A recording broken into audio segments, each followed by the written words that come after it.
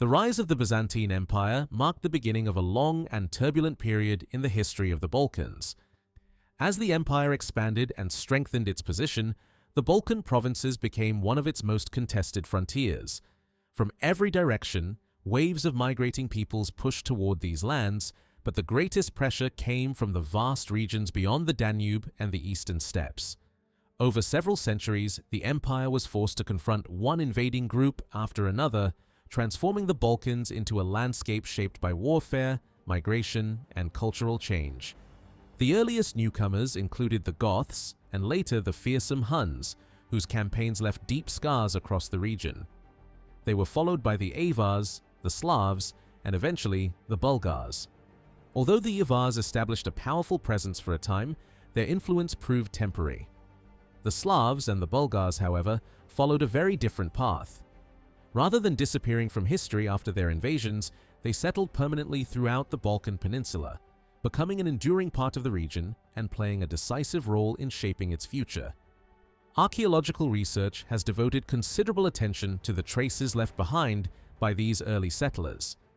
Excavations have uncovered villages, dwellings, burial grounds, tools, weapons, pottery, ornaments, and countless everyday objects connected with the first Slavic and Bulgar communities that established themselves in Byzantine territory.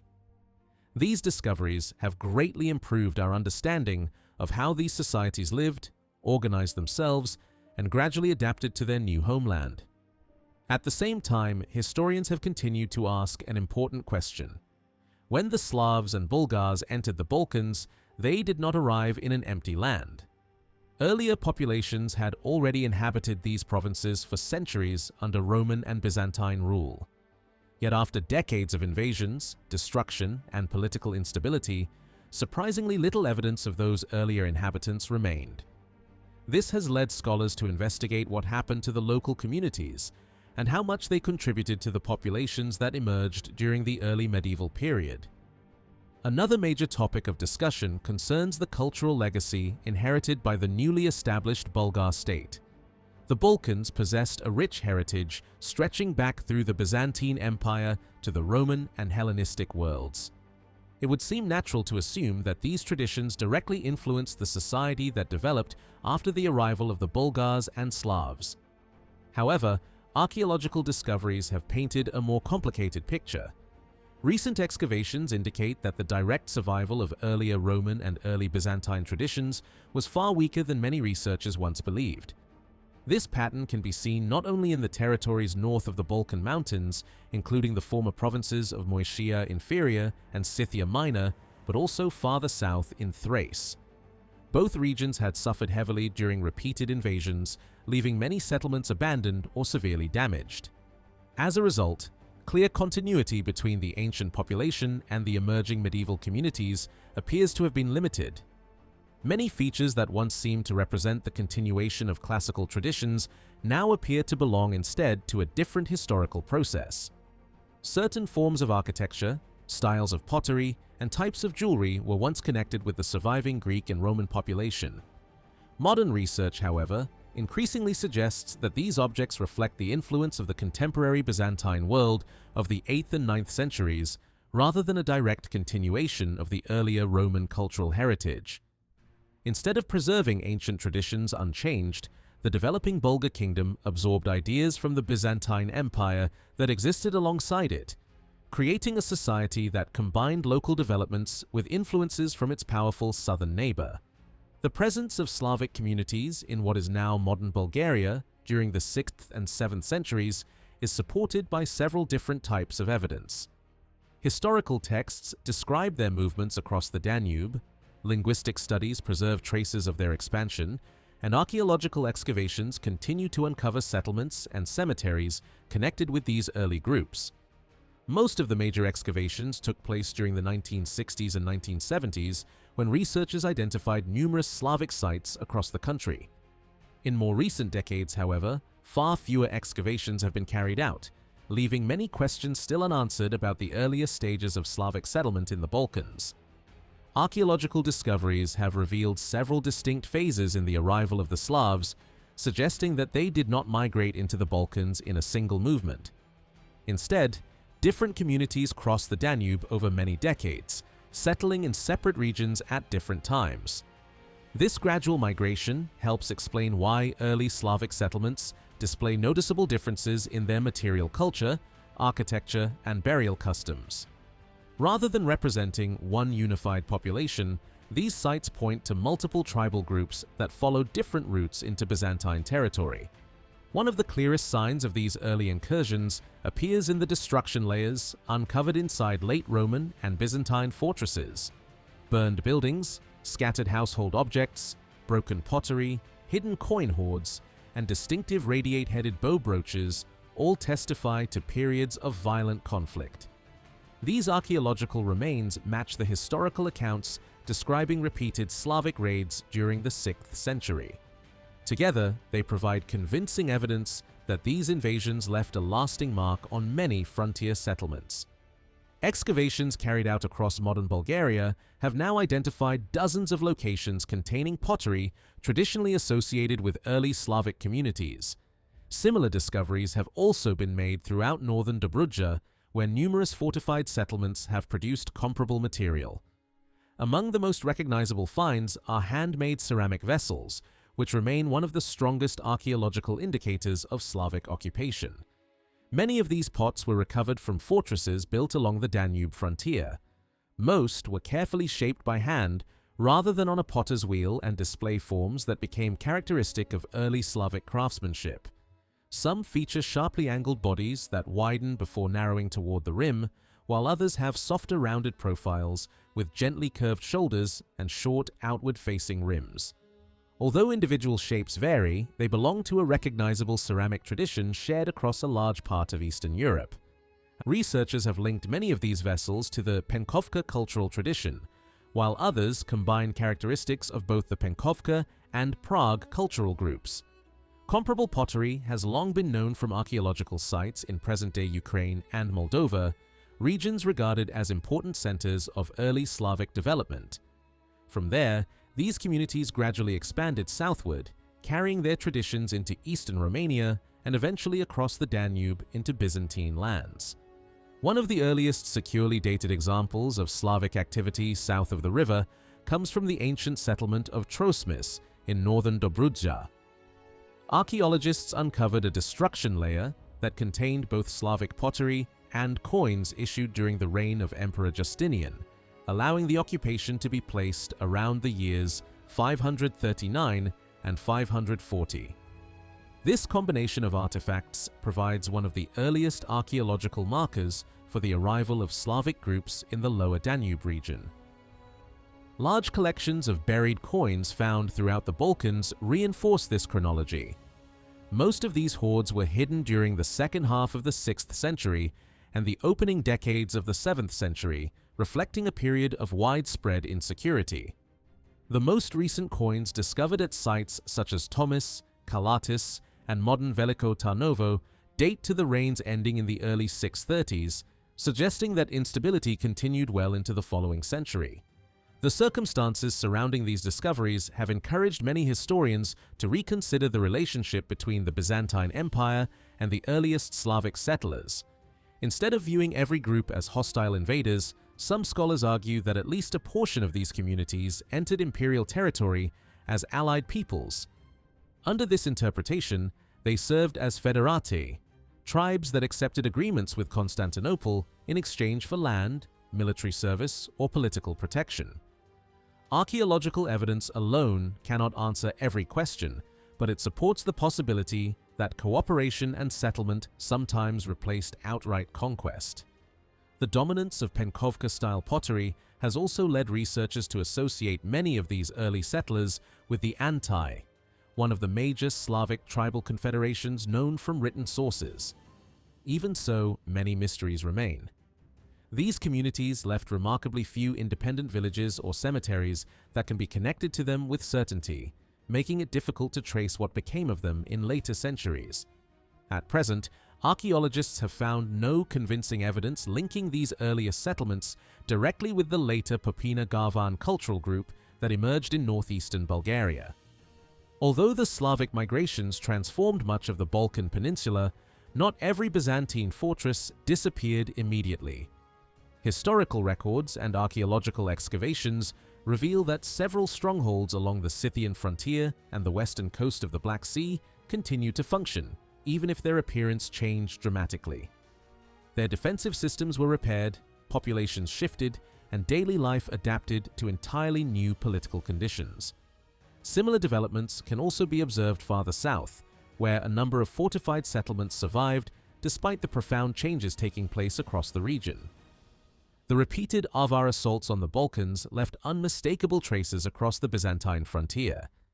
Archaeologists have uncovered scorched destruction layers inside fortified towns, alongside tri-lobed arrowheads, fragments of composite bow fittings made from bone, and distinctive single-edged swords. Together, these discoveries provide compelling evidence of the military campaigns carried out by the Avars, who at times fought together with Slavic and Bulgar groups. From the rise of the First Avar Khaganate until the failed siege of Constantinople in 626, these invasions repeatedly devastated Byzantine territory and reshaped life throughout the region. One settlement that clearly illustrates this violence lies near the modern village of Odaci in northeastern Bulgaria.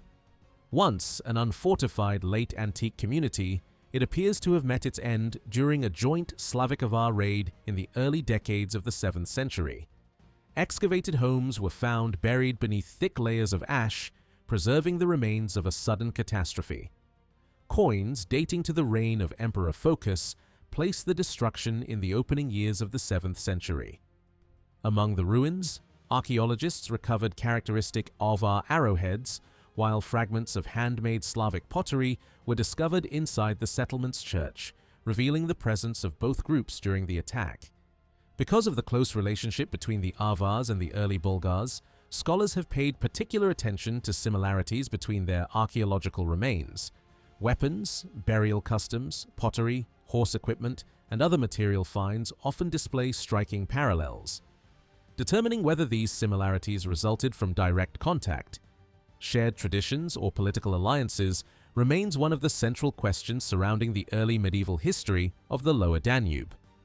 Historical accounts describe a dramatic turning point after the death of Khan Kubrat around the middle of the 7th century. His powerful confederation, commonly known as Old Great Bulgaria, could not withstand increasing pressure from the expanding Khazar Empire. As Khazar influence spread across the steppe, Kubrat's federation gradually broke apart, forcing its different Bulgar tribes to seek new homelands. Each branch followed a different path, ultimately shaping the history of several regions across Eastern Europe. Among these migrations, none proved more significant than the journey led by Kubrat's third son, Asparuk. Byzantine chroniclers record that his followers crossed the great rivers of the Eastern European plain before moving steadily toward the lower Danube. Eventually, they occupied the marshy region known as Onglos, an area protected by rivers, wetlands, and natural defenses near the mouths of the Danube. Archaeological investigations have identified traces of fortifications in this region, supporting descriptions preserved by medieval writers. Once established there, Asparuk's Bulgars found themselves living beside Slavic communities that had already settled throughout the surrounding countryside. Rather than remaining isolated, the Bulgars quickly became involved in the political and military affairs of the Balkans. Byzantine historians repeatedly note that Bulgar warriors crossed the Danube on numerous occasions, launching raids into imperial territory south of the river long before the foundation of their own state. These growing conflicts eventually forced Emperor Constantine IV to respond with a major military expedition in 680. Confident in the strength of his army, the emperor marched north in an attempt to eliminate the Bulgar threat before it became permanent. The campaign, however, ended in disaster for Byzantium. The imperial forces failed to defeat Asparuk, allowing the Bulgars not only to survive, but to seize the initiative. Following their victory, Bulgar forces advanced across the Danube and pushed deep into the northeastern Balkans. They reached the area around Odessos, today's city of Varna, and rapidly secured control over the lands stretching north of the Balkan Mountains. Within a remarkably short time, territory that had once formed part of the Byzantine defensive system became the core of an emerging Bulgar realm. After establishing themselves permanently in the Balkans, the Bulgars focused on organizing relations with the neighboring Slavic tribes. Historical sources refer especially to the 7 Slavic tribes and the Severs, groups that occupied important regions surrounding the new Bulgar center of power. Rather than recording prolonged warfare between these peoples, contemporary accounts suggest that cooperation gradually developed. Together they presented a united front against the Byzantine Empire, strengthening the position of the newly formed political community. Unable to reverse its military defeat, Constantinople was forced to recognize the new reality. In the summer of 681, the Byzantine government accepted a peace agreement that formally acknowledged the existence of the Bulgar kingdom.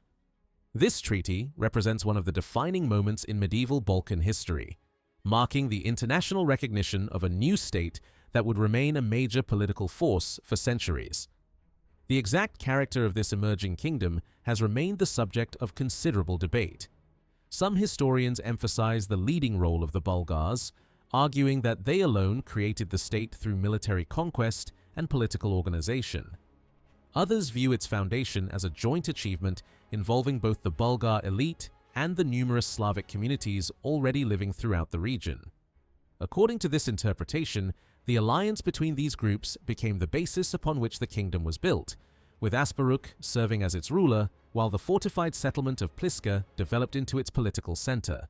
Significantly, surviving written sources do not describe major conflicts between the Bulgars and the Slavic tribes during these formative years, suggesting that cooperation rather than confrontation defined their early relationship. The location of Avar cemeteries deserves special attention. Much like the early medieval cemeteries uncovered in northeastern Bulgaria, they were generally established well away from nearby settlements rather than beside villages or fortified centers. This pattern has raised important questions about the social organization of Avar communities and the identity of the people buried within these burial grounds. One of the greatest mysteries concerns the richly furnished male graves dating to the late Avar period. Archaeologists continue to debate whether these individuals were experienced warriors, influential local leaders, members of a prosperous middle elite, or representatives of an aristocracy that has otherwise left little trace in the archaeological record.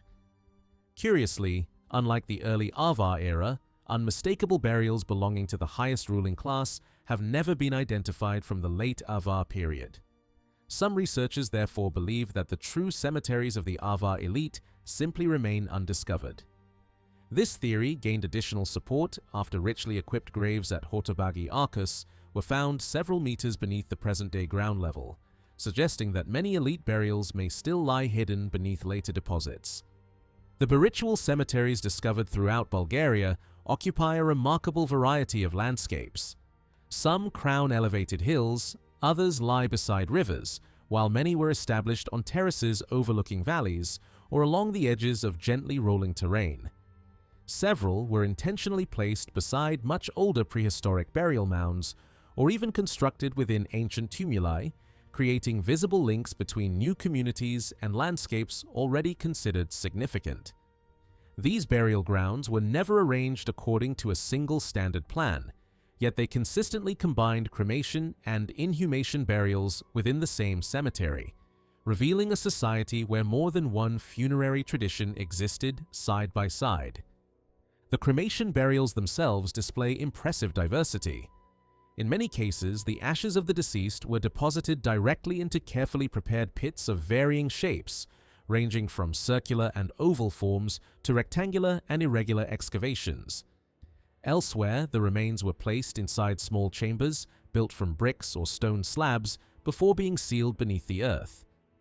Another widespread custom involved placing the cremated bones into ceramic urns that were then lowered into shallow graves. These urns included both coarse, sandy vessels decorated with incised patterns and finely crafted burnished jars made from refined clay. Alongside the urns, mourners frequently arranged additional pottery containing food and drink intended for the dead.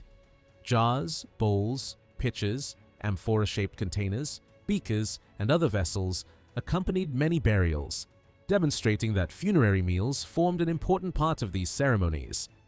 Interestingly, not every cemetery followed identical customs. At Balchik, for example, archaeologists have yet to discover classic urn burials despite extensive excavation. This difference has led some scholars to believe that the cemetery belongs to one of the earliest phases of the bi-ritual tradition before certain practices became widespread. Physical anthropological studies have also revealed another striking feature of several cremation graves. Instead of containing the remains of a single individual, some held the ashes of 2 or even 3 people, including combinations of adults and children placed together within the same burial. The inhumation graves followed an entirely different set of traditions. Most individuals were laid inside rectangular or trapezoidal pits cut deeply into the natural soil. Some graves were reinforced with carefully arranged stones lining one or more sides, while others were completely enclosed within stone cists covered by large slabs. Although these elaborate constructions certainly existed, the majority of burials remained relatively simple, consisting of plain earth-cut graves without elaborate architecture. When animal offerings accompanied the deceased, the grave was often modified to accommodate them. Additional space was sometimes carved into one side of the pit or near the foot of the grave, allowing sacrificed animals or portions of them to be placed beside the body. Grave depth varied considerably from one cemetery to another. Adult burials occasionally reached well over 2 meters below the surface, whereas children's graves tended to be significantly shallower. Orientation also differed considerably. Most of the deceased were buried along a north to south axis, although slight deviations toward the east occurred more frequently than shifts toward the west. Nevertheless, east-west burials appear in nearly every cemetery excavated so far, and in certain locations they even became the dominant arrangement. South to north burials remained relatively uncommon, while a handful of west to east burials combined elements of older pagan traditions with practices that may reflect the earliest influence of Christianity. In several cemeteries, these later graves occupied peripheral areas, contained no grave goods, and displayed stone-lined constructions unlike the surrounding pagan burials, suggesting that changing religious beliefs gradually transformed local burial customs before entirely new Christian cemeteries replaced the older pagan ones. Among the most unusual discoveries are graves arranged in ways that challenge normal burial practice. At Balchik, for instance, archaeologists uncovered 2 intersecting graves positioned almost at right angles to one another. One followed the traditional north-south alignment, while the other was oriented west to east. Despite their unusual layout, both graves clearly followed established pagan rituals, as demonstrated by the placement of the bodies, the position of the arms, and the accompanying grave goods. Most individuals throughout these cemeteries rested on their backs with arms and legs fully extended, making any deviation from this posture particularly noticeable. Another remarkable feature is the presence of pseudo-crouched burials. In these graves, the bodies were intentionally positioned in partially contracted poses rather than fully extended. The majority belonged to women, and many lacked the objects normally placed beside the dead. Their orientation frequently differed from that of neighboring graves, leading researchers to suggest that these individuals may have occupied an unusual or marginalized place within their communities. Particularly striking examples come from Devnya and Varna, where 2 people were buried together in the same contracted position inside individual graves. An even more extraordinary discovery emerged from the cemetery at Topola. One grave contained 3 individuals buried together, an older man, a mature woman, and a teenage boy. All 3 had been placed in the same unusual contracted posture, making the burial unlike almost any other discovered in the region.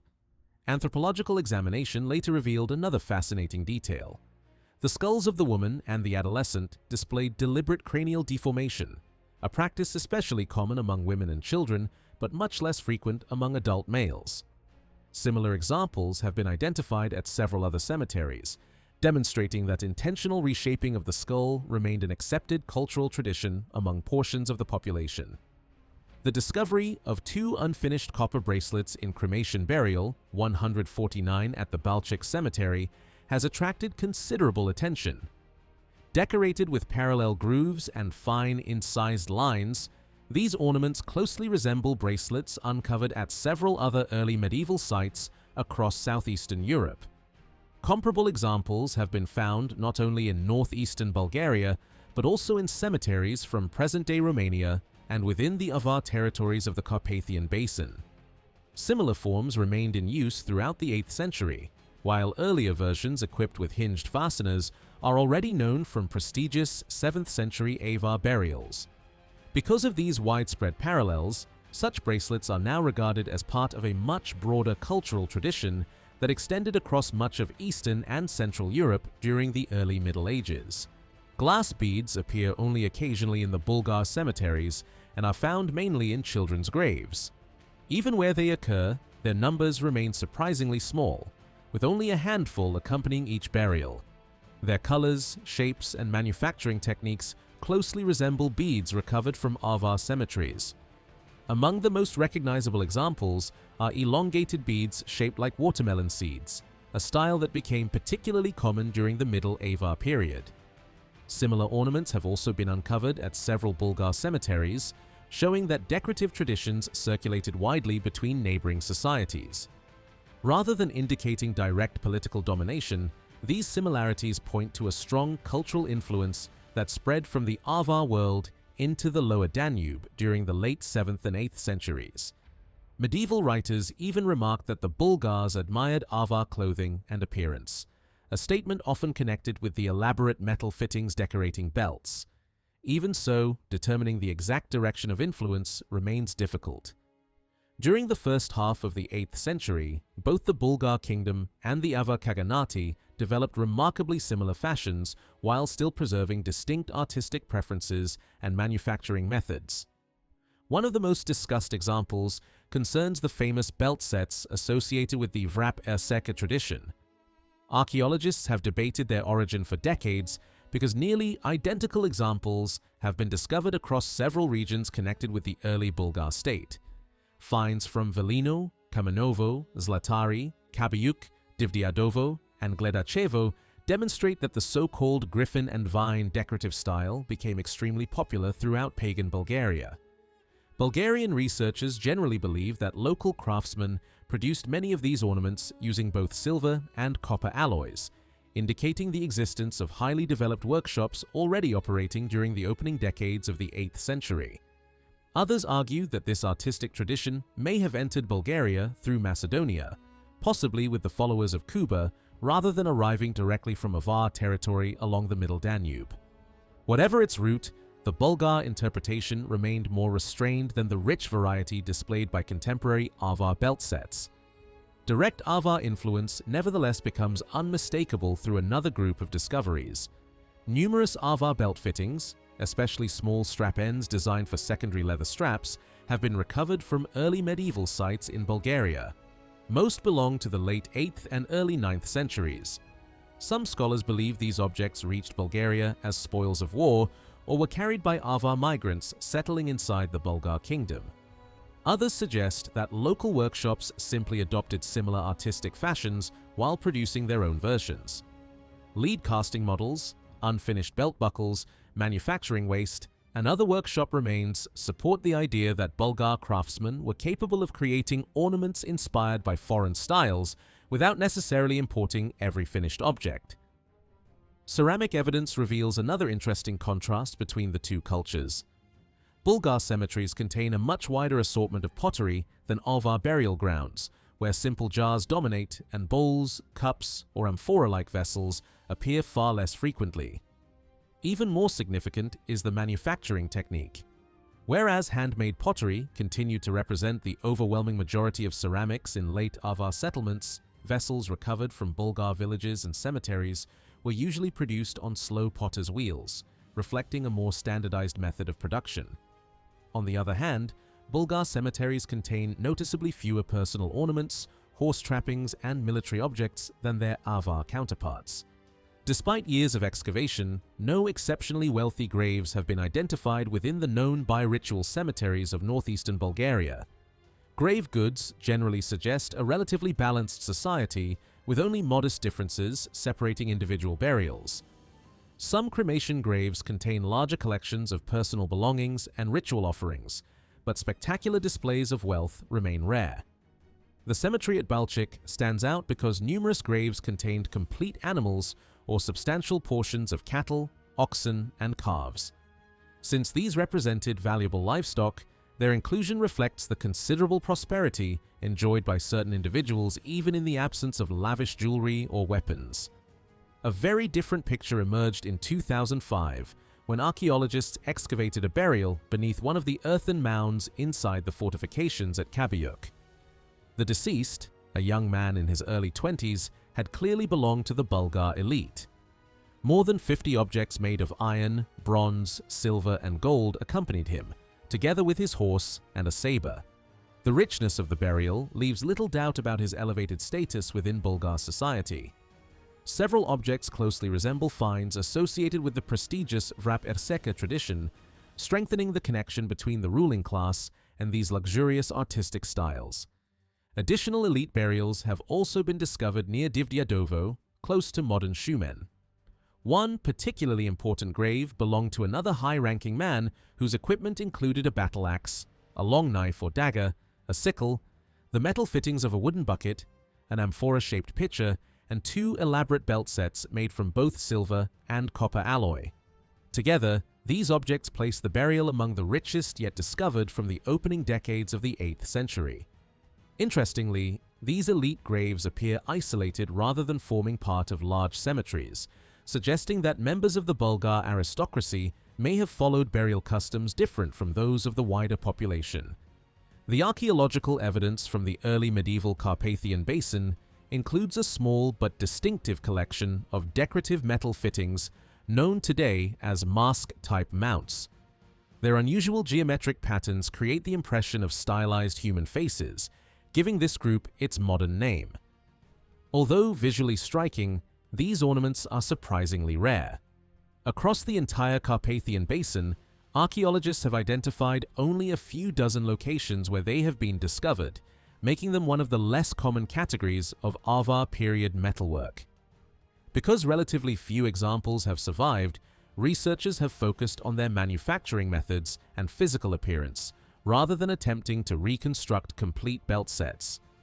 Unlike similar ornaments from the Pontic steppe, where full assemblages are sometimes preserved, the Carpathian finds usually appear as isolated pieces or incomplete groups.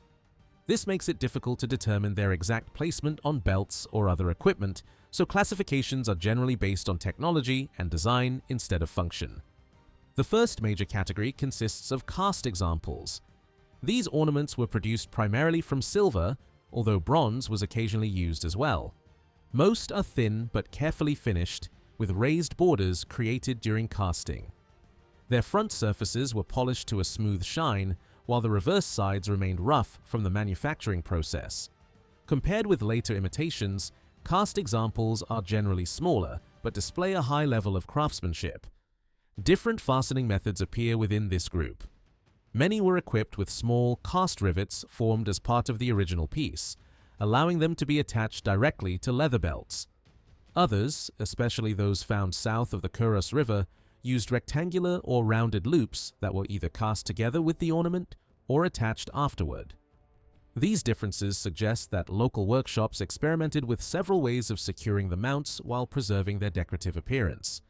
Most cast examples feature openwork decoration, often enhanced by carefully engraved details.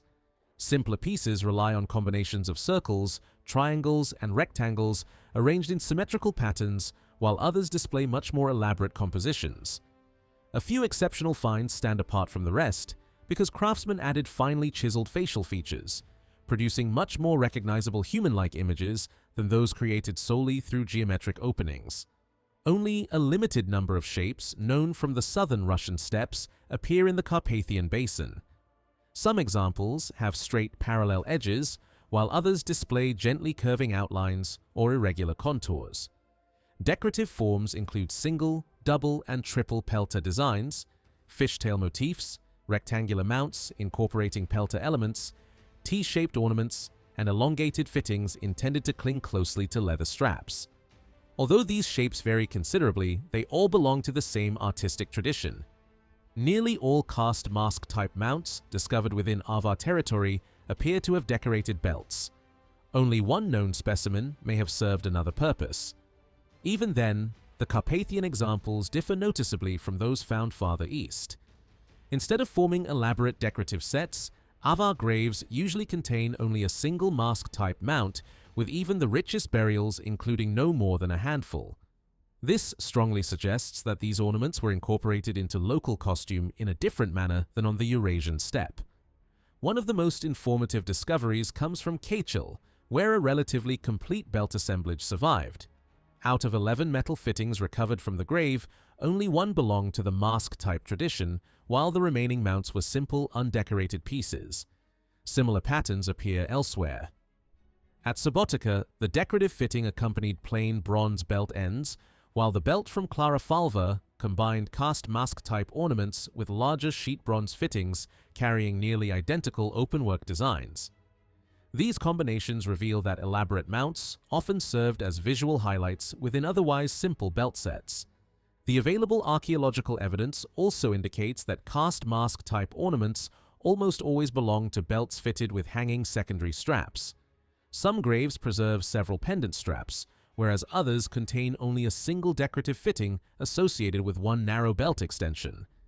This consistent association suggests that the ornaments were intended to emphasize particular parts of the belt rather than decorate its entire length. To date, cast mask-type mounts have been identified at fewer than 20 Avar period sites within the Carpathian Basin. Only a small number were recovered as stray finds, while most originated from graves. Their distribution is concentrated in the central Avar heartland between the Danube and the Tisa, although a few examples occur farther west near Lake Neusiedl, and one isolated specimen has been recovered south of the Tisa. This pattern indicates that the ornaments spread throughout the core of Avar territory, but never became especially common. A second technological group consists entirely of cut-out sheet metal fittings. Unlike the cast examples, these are represented exclusively by belt ends fashioned from bronze or silver sheets, with one unusual specimen made from lead. Most were assembled from two separate metal plates joined along the sides, although a few simpler versions were cut from a single sheet. Despite these structural differences, their method of attachment remained remarkably consistent. One or two bronze rivets secured each ornament firmly to the leather belt. The decoration of these cut-out examples combines geometric forms with flowing, curved patterns. Although created using an entirely different technique, the motifs clearly imitate those seen on the cast mask-type mounts. Craftsmen adapted the same visual language to sheet metal, demonstrating that the artistic concept remained popular even as production methods changed. Interestingly, this particular variety appears to be unique to the Carpathian Basin. Only a handful of sites have produced such fittings, making them even rarer than the cast examples. The remaining discoveries found together with cast mask-type mounts across the Carpathian Basin provide only limited help when trying to establish a precise chronology. Several examples were recovered as isolated stray finds, making them impossible to date with confidence, while others, such as those from Nomadic and Subotica, are generally associated with the closing decades of the 6th century. Another interesting case comes from Grave 314 at Sheksad Bogisloy Road, where a mask-type belt fitting appeared in a secondary context, together with artifacts belonging to the Middle Avar period, indicating that at least some of these ornaments continued to circulate long after they had first been produced. Taken together, the available evidence suggests that cast mask-type mounts first appeared among the Avars living east of the Tisa River and south of the Kouros during the second half of the 6th century. The earliest securely dated examples come from sites such as Zentes Lapisto and Grave 60 at Clarafalva.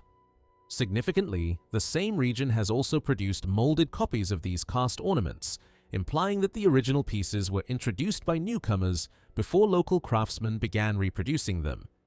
This pattern strongly points toward the arrival of new groups, rather than the independent development of the style within the Carpathian Basin.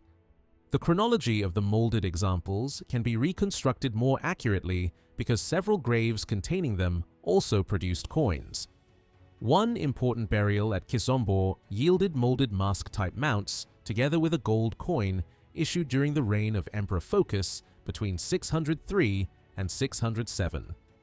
This association places the ornaments in the opening years of the 7th century and provides one of the strongest chronological anchors for this category. A similar date can be proposed for the small, mask-type belt ends discovered in Grave 8 at Desk, where they accompanied a sword suspended by a characteristic P-shaped fitting that belongs to the same period. Another valuable discovery comes from Nyiregehaza Kertgazdasag, where molded mask-type mounts were buried alongside a heavily worn coin struck during the reign of Maurice Tiberius. Although the coin had clearly circulated for many years before being deposited and therefore cannot provide an exact burial date, it still supports an early 7th century chronology. Even if the coin had already become an old object by the time of burial, the grave itself comfortably fits within the same general time frame as the other molded examples. Additional chronological clues are provided by the weapons accompanying several burials. Grave 1 at Keshteli Fenek Pusta contained a straight double-edged sword equipped with a crossguard, a weapon almost identical to another example discovered at Aradak. Similar swords have also been linked with the burial at Sentes Lapisto, where scholars believe the weapon originally possessed the same type of guard before it deteriorated. Such swords ultimately derive from Eastern prototypes that evolved during the Hun period, suggesting that they belonged to the earliest generations of Avars who entered the Carpathian Basin. Their presence places these graves near the end of the 6th century. The belt recovered from the Kestali burial provides another important clue. It was decorated with numerous fishtail-shaped mounts closely resembling those found in the famous goldsmith's grave at Jutus. That burial also contained Byzantine weighing equipment, objects that are generally associated with the final decades of the 6th century. As a result, the craftsman buried at Jutus was almost certainly active during the last third of that century and was probably laid to rest around the year 600. This provides another useful point of comparison for dating-related mask-type ornaments. Further support comes from Grave 1 at Segvar Oromdulo, where molded fishtail mounts formed part of an exceptionally well-documented burial. Careful analysis of the grave goods indicates that this burial likewise belongs to the final decades of the 6th century. A mold used to produce a similar fishtail ornament was later recovered from the goldsmith's grave at Garter. Earlier, scholars proposed a date around the middle of the 7th century for this workshop, while others argued that it should instead belong to the closing years of the 6th century. The disagreement illustrates an important point. A craftsman could easily have been buried with tools that had already been in use for many years.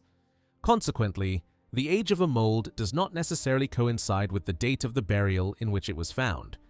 For this reason, the chronology of the Garter workshop remains open to interpretation. Some decorative forms represented by its molds are generally considered products of the middle third of the 7th century. Yet this does not exclude the possibility that the craftsman preserved older equipment inherited from an earlier generation. Production techniques, artistic styles, and burial dates cannot always be assumed to coincide perfectly.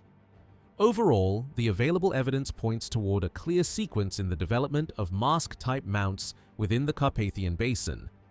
The earliest cast and sheet metal examples appeared during the middle decades of the 6th century, primarily in Germanic communities, where they arrived as imported Byzantine products. Only later did cast examples become associated with Avar burials, either because they accompanied Eastern nomadic groups entering the region, or because they reached the basin through trade and warfare. These Avar examples belong mainly to the final third of the 6th century. The molded versions represent the next stage in this development.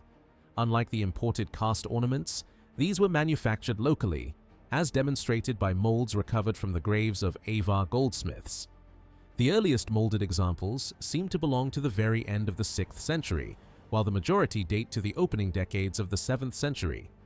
A few fishtail variants may even have remained in production until around the middle of the 7th century.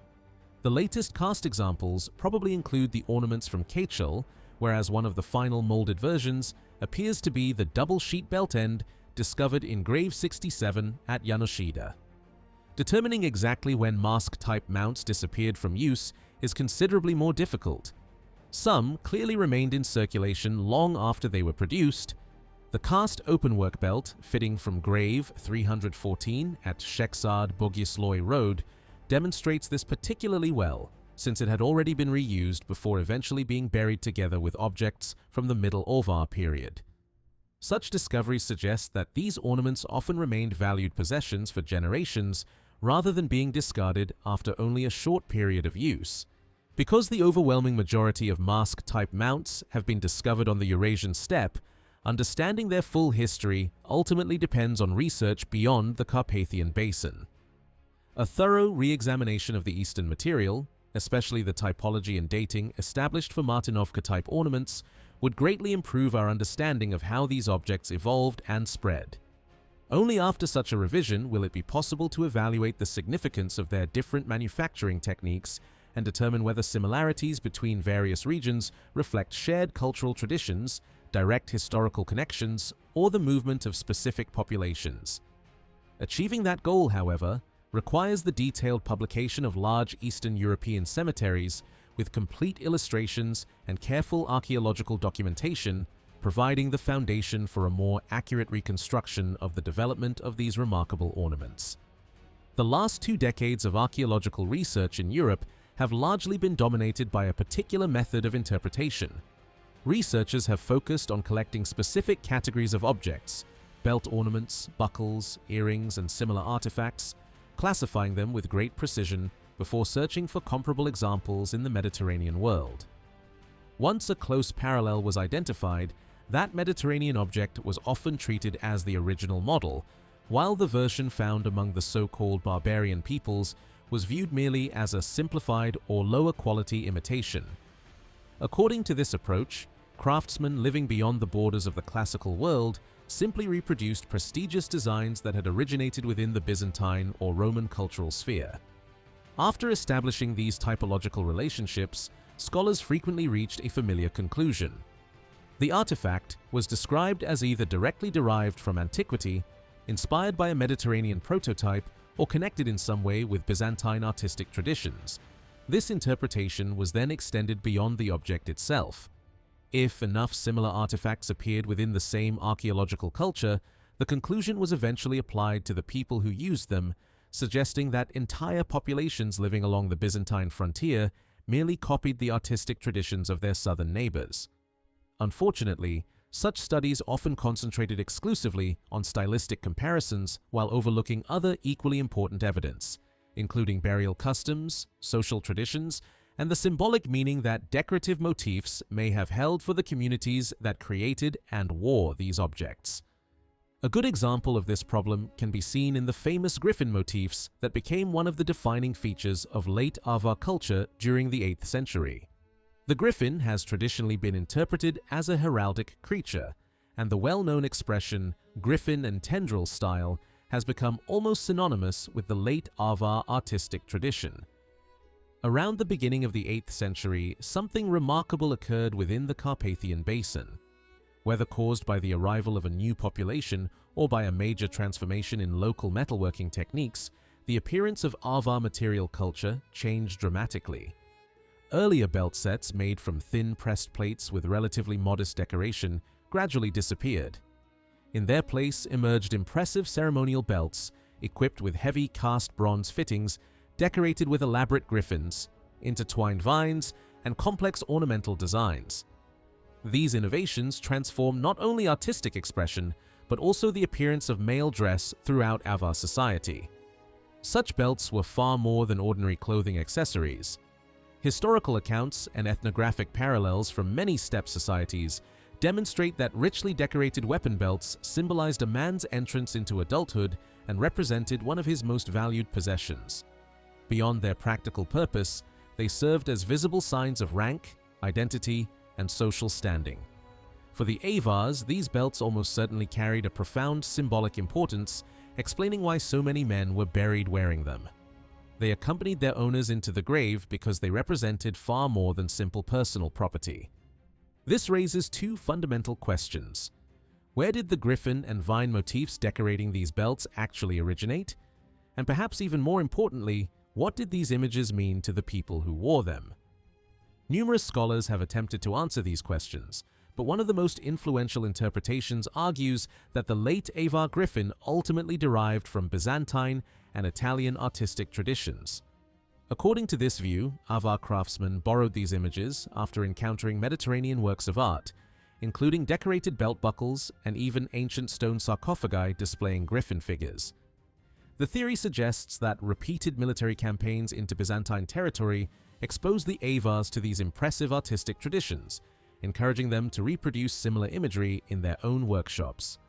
Supporters of this interpretation point to several belt buckles discovered in Constantinople and Italy that feature griffins resembling those found on Avar belts.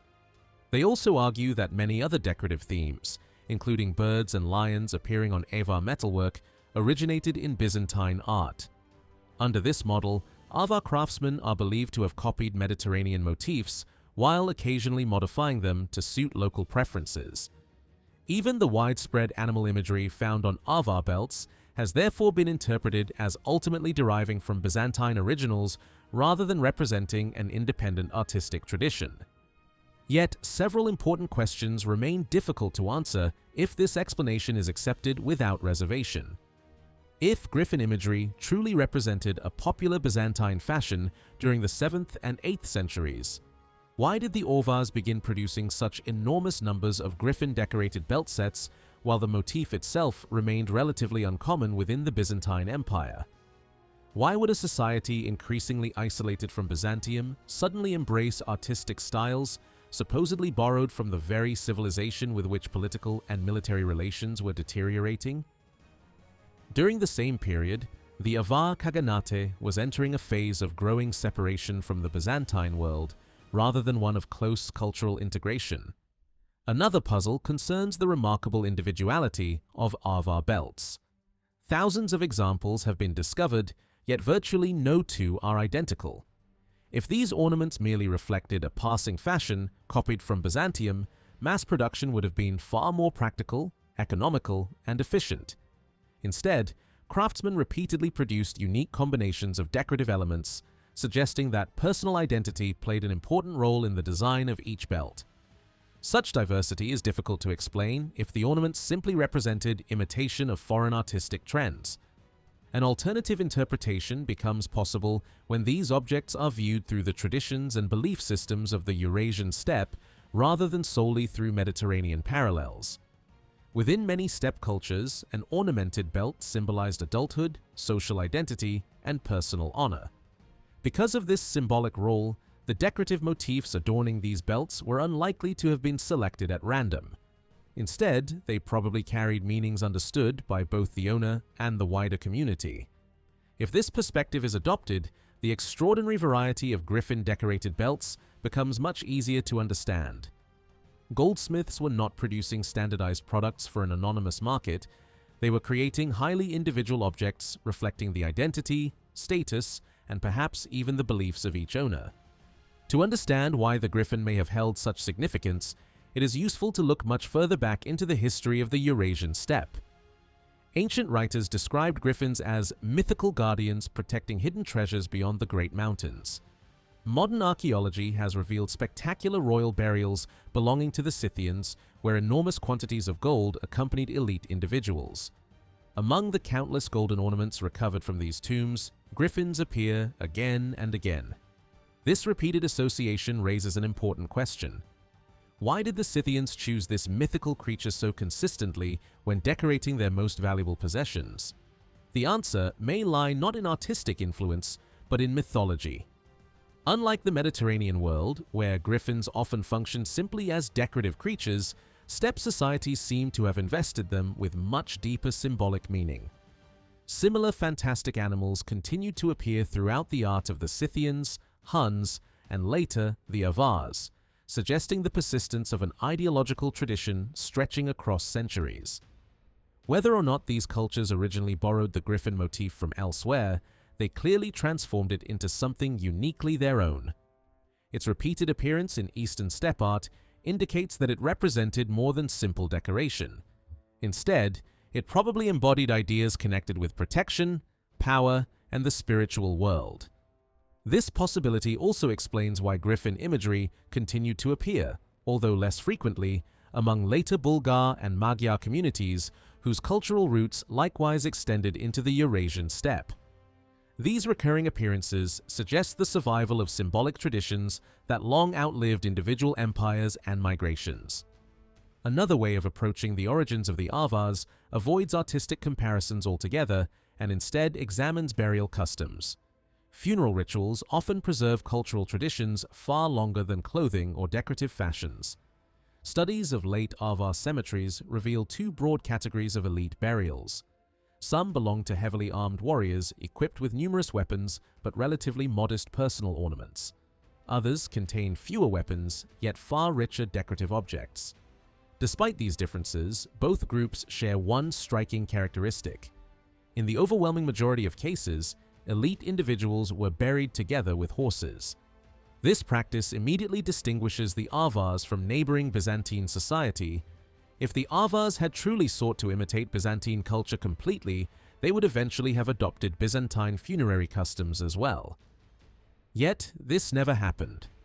For nearly 3 centuries after settling in the Carpathian Basin, the Avar elite continued to bury their dead with harnessed horses, decorated belts, and in many cases, weapons. Such remarkable continuity demonstrates that they preserved their own identity despite centuries of close contact with Byzantium. For this reason, it seems unlikely that the widespread use of griffin imagery resulted simply from admiration for Byzantine art encountered during military campaigns. A far more convincing explanation is that these figures carried meanings deeply rooted in steppe ideology, serving as symbols that connected the Avars with their ancestral traditions and cultural heritage. Skeptics may ask what evidence actually supports an Eastern steppe origin if written sources are limited and many aspects of Avar material culture show Byzantine influence. The strongest answer comes not from decorative objects, but from burial practices themselves. The custom of burying elite individuals together with harnessed horses is one of the clearest cultural markers linking the Avars to the great nomadic civilizations of the Eurasian steppe. This was not an isolated phenomenon. Out of roughly 60,000 Avar graves excavated throughout the Carpathian Basin, approximately 5,000 include horse burials. These graves also tend to contain significantly richer collections of artifacts than ordinary burials, demonstrating that mounted warriors formed the highest levels of Avar society. Horse burials themselves possess an extraordinarily long history. The domestication of horses began on the Eurasian steppe thousands of years before the rise of the Avars. During the Bronze Age, elite burials associated with chariots already included horses as symbols of prestige. Later, among the early nomadic peoples, often described as Proto-Scythians, entire groups of horses accompanied powerful leaders into the grave. The Scythians continued this tradition on an even larger scale, sometimes burying hundreds of horses alongside their rulers. Similar customs spread across Central Asia, survived among the Huns, continued with the Alans, Turks, Avars, and Bulgars, and later appeared among the conquering Magyars. Although the exact form of horse burial evolved over time, from complete animals to symbolic deposits of skins, skulls, or limbs, the underlying belief remained remarkably consistent. Horses accompanied their masters into the afterlife because they held profound spiritual and social significance. This tradition survived across the Eurasian steppe for nearly 3,000 years and remained visible among later nomadic peoples well into the medieval period. Rather than viewing the steppe as a collection of isolated tribes, it may be more accurate to see it as a vast cultural world united by common beliefs, military traditions, modes of life, and long-distance exchange networks. Ideas, technologies, artistic styles, and symbolic traditions traveled enormous distances across this landscape. Within this context, similarities between Scythian, Hun, Avar, Bulgar, and Magyar culture become much easier to understand. They reflect participation in a shared steppe civilization rather than simple imitation of Mediterranean models. The lower Danube, particularly the territory of modern Bulgaria, occupied a unique position within this world. It served as a meeting point where influences arriving from the Eurasian steppe encountered traditions flowing northward from the Byzantine Empire. This explains why Scythian objects, Hun ceremonial cauldrons, Avar belt sets, and later Magyar artifacts all appear within the same broader region. Bulgaria was not merely a frontier between two civilizations, but a bridge connecting them. Ultimately, the societies living along the Danube between the 6th and 11th centuries developed through the interaction of three major forces. Local innovation remained essential. Byzantine influence undoubtedly shaped many aspects of material culture. At the same time, Eastern steppe traditions continued to play a decisive role, especially in beliefs, social identity, and burial customs. Only by considering all three elements together can we hope to reconstruct a balanced and authentic picture of the peoples who once inhabited this remarkable crossroads of Europe. Recent scholarship has increasingly accepted the idea that the famous Vrap treasure and the closely related discoveries from Bulgaria originated within the Byzantine cultural sphere. Earlier theories connecting these finds with the Avars have gradually fallen out of favor, while many Bulgarian researchers continue to emphasize their strong links with the lower Danube and identify them as products of the Danubian Bulgar state. There is little disagreement that the Vrap-Velino group maintained close relationships with Byzantine artistic traditions. Nevertheless, comparing these finds with material from the Carpathian Basin offers an opportunity to better understand the connections between the two regions and to examine whether their similarities resulted from direct Byzantine influence, shared regional traditions, or a more complex process of cultural interaction. To explore these relationships, it is useful to compare the archaeological material from both areas in a systematic way. The discussion begins with the decorative motifs themselves, continues with the various shapes of the belt fittings, and finally considers the manufacturing techniques employed by the craftsmen. Since this study focuses primarily on ornamental metalwork, attention is limited to objects decorated with floral and geometric designs. Any comparison between the Balkans and the Carpathian Basin must first take into account an important difference in archaeological context. Within the Carpathian Basin, bronze belt fittings of ordinary quality are extremely common and appear in countless graves belonging to different social groups. In Bulgaria, however, similar objects occur far less frequently and seem to have been associated mainly with high-status individuals. Although bronze ornaments are by no means rare south of the Danube, their quantity is far smaller than the enormous collections recovered from Avar cemeteries. Another important distinction lies in the circumstances of discovery. Many Bulgarian examples are isolated stray finds, making detailed comparisons difficult, whereas the majority of Avar belt sets have been excavated from well-documented burials. Even with these differences, the formal similarities between the two groups justify a careful comparison. From the perspective of shape alone, surprisingly little separates the Balkan material from the Avar finds of the Carpathian Basin. Both regions produced suspension mounts with concave outlines, thin sheet metal fittings, cast openwork belt ends shaped like the letter U, rectangular mounts, oval or shield-shaped ornaments with hanging rings, hoof-shaped belt hole guards, and many other closely related forms. In numerous cases, even sheet metal pieces preserve traces showing that they originally derived from cast models before being finished by hand. The broad range of comparable shapes suggests that craftsmen in both regions worked within remarkably similar design traditions. Although the overall forms closely resemble one another, their chronological development is not identical. Objects that appear similar in shape may actually belong to different periods depending on whether they were produced north or south of the Danube. This chronological distinction becomes especially important when examining the Vrap-Velino horizon. The Vrap-Velino group is defined above all by its distinctive decorative style. Instead of deeply modeled reliefs, craftsmen preferred low, shallow carving that deliberately avoided creating dramatic depth. The range of motifs remained relatively limited, and the ornamentation was organized in a highly controlled manner.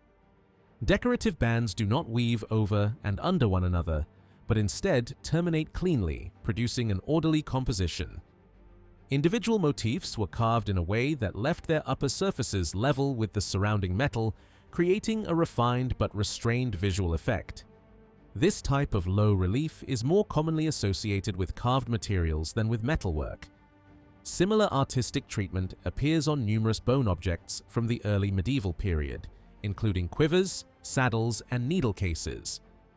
Comparable relief carving also existed within the Mediterranean artistic tradition, demonstrating that the technique itself was known in several different cultural environments. The decorative vocabulary of the Vrapvelino horizon relies primarily on circular lobes, fleshy leaves, sickle-shaped scrolls, and palmettes consisting of 1, 2, or 3 leaves. These elements are carefully arranged into balanced compositions, following flowing wave patterns or forming symmetrical palmette trees. One particularly recognizable feature is the placement of small drilled depressions directly upon the surface of each leaf. Rather than separating the stem from the curled tip, these circular impressions emphasize the graceful curve of the foliage itself. Establishing the exact chronology of the Vrapvelino horizon remains one of the principal challenges facing researchers. Relative dating based upon parallels from Avar archaeology suggests that the Vrap, Erseke, Shumen, Divdiadovo, and Tagshor finds belong primarily to the first half of the 8th century, while the two-piece belt ends associated with the Velino group appear somewhat later, generally during the second half of the century. Although this relative sequence appears convincing, the actual time separating the two groups may have been much shorter than previously assumed. The principal difference between classic Vrap and Velino belt ends lies in their construction rather than their artistic style. Vrap examples were cast as single pieces, whereas Velino specimens consist of 2 matching plates joined together. Their treatment of surfaces, decorative motifs, relief style, griffin imagery, floral patterns, and geometric compositions remain so closely related that a separation of half a century seems unlikely. The absence of sheet metal belt mounts among Velino finds also argues against a long chronological gap. For this reason, it seems more likely that the Vrapvelino horizon as a whole belongs mainly to the first half of the 8th century, with its latest products continuing in use only until approximately the middle of that century. Under this interpretation, famous finds from Vrap, Erseke, Divdiadovo, Turkshor, and Gledachevo slightly precede the belt ends recovered from Velino and Kamenovo rather than belonging to entirely different generations. The Ava material from the Carpathian Basin presents a more complicated picture. Belt ends resembling those of the Vrap tradition, including one-piece cast examples with projecting spouts, rectangular griffin-decorated mounts, cast strap holders, and closely related forms, appear mainly during the first half of the 8th century. In contrast, most two-piece belt ends equipped with attachment lugs become common only during the latter half of the century. One-piece cast strap ends continued to be produced throughout much of the 8th century, but by its closing decades, their decoration had changed significantly. Instead of the richer, high-relief imagery characteristic of earlier examples, craftsmen increasingly adopted simplified floral ornament executed in low relief. During this later period, the decorative vocabulary became noticeably more restricted, relying primarily on carefully arranged plant motifs carved into flat surfaces. At the same time, however, Avar workshops also produced an extraordinary variety of entirely different ornamental designs, revealing a remarkable degree of artistic experimentation. Although the basic shapes of belt fittings remained broadly similar on both sides of the Danube, several forms and technical solutions found in the Balkans never became common within the Carpathian Basin. Likewise, the decorative systems employed by craftsmen gradually developed in different directions despite their shared origins. Certain Avar discoveries nevertheless display striking similarities to the Vrap and Velino traditions. Belt fittings decorated with comparable floral motifs have been excavated at numerous sites throughout the Carpathian Basin. Interestingly, the best preserved examples come from graves securely dated to the second half of the 8th century, even though some of their associated belt forms belong to earlier stylistic phases. This creates a noticeable chronological gap between the first appearance of the Vrap horizon in the Balkans and the emergence of closely related decorative styles among the Avars. The same pattern appears in relation to the Velino group. Direct decorative parallels are fewer, yet objects displaying comparable low-relief floral ornament are more numerous. Their decorative repertoire is even more restrained, relying largely on flat scrolls whose leaves curl into circles or simplified acanthus-like hooks.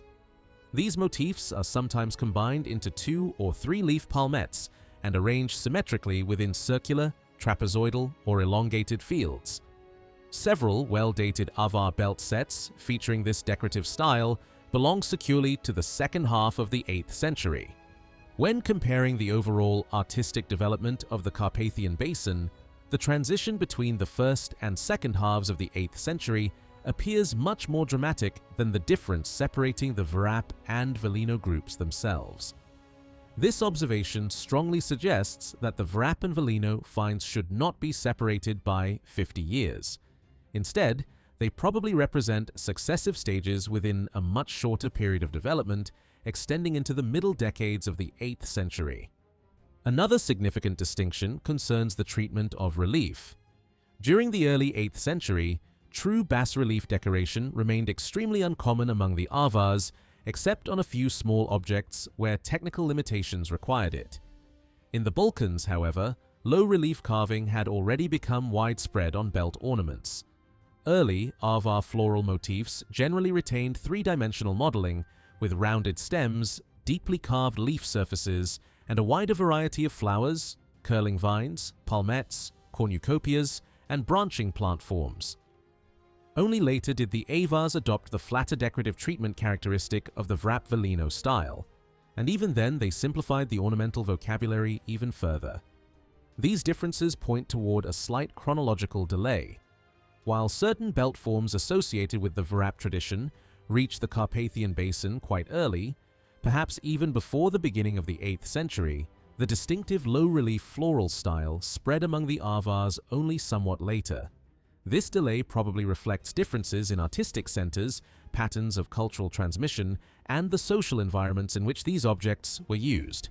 The Balkan examples appear closely connected with the luxury workshops of the Byzantine world and the Adriatic coast.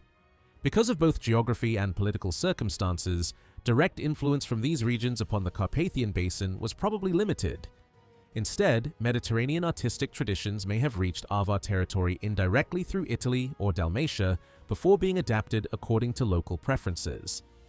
As a result, the same basic ideas evolved into noticeably different artistic traditions on opposite sides of the Danube. Social conditions may also explain this difference. The luxurious belt fittings of the Vrap Velino horizon seem to have belonged primarily to members of the elite, whereas the bronze ornaments found in Avar cemeteries were worn by a much broader segment of society. Innovations appearing first among the aristocracy of the Balkans therefore required time before influencing the everyday material culture of the Avar population. Despite these chronological distinctions, the two archaeological traditions remain closely connected. Numerous belt forms possess nearly identical counterparts in both regions, making any attempt to separate them completely both artificial and misleading. Rather than representing isolated artistic traditions, the Vrap Velino horizon and the late Avar material illustrate parallel developments shaped by shared influences, but modified through different regional traditions and cultural dynamics.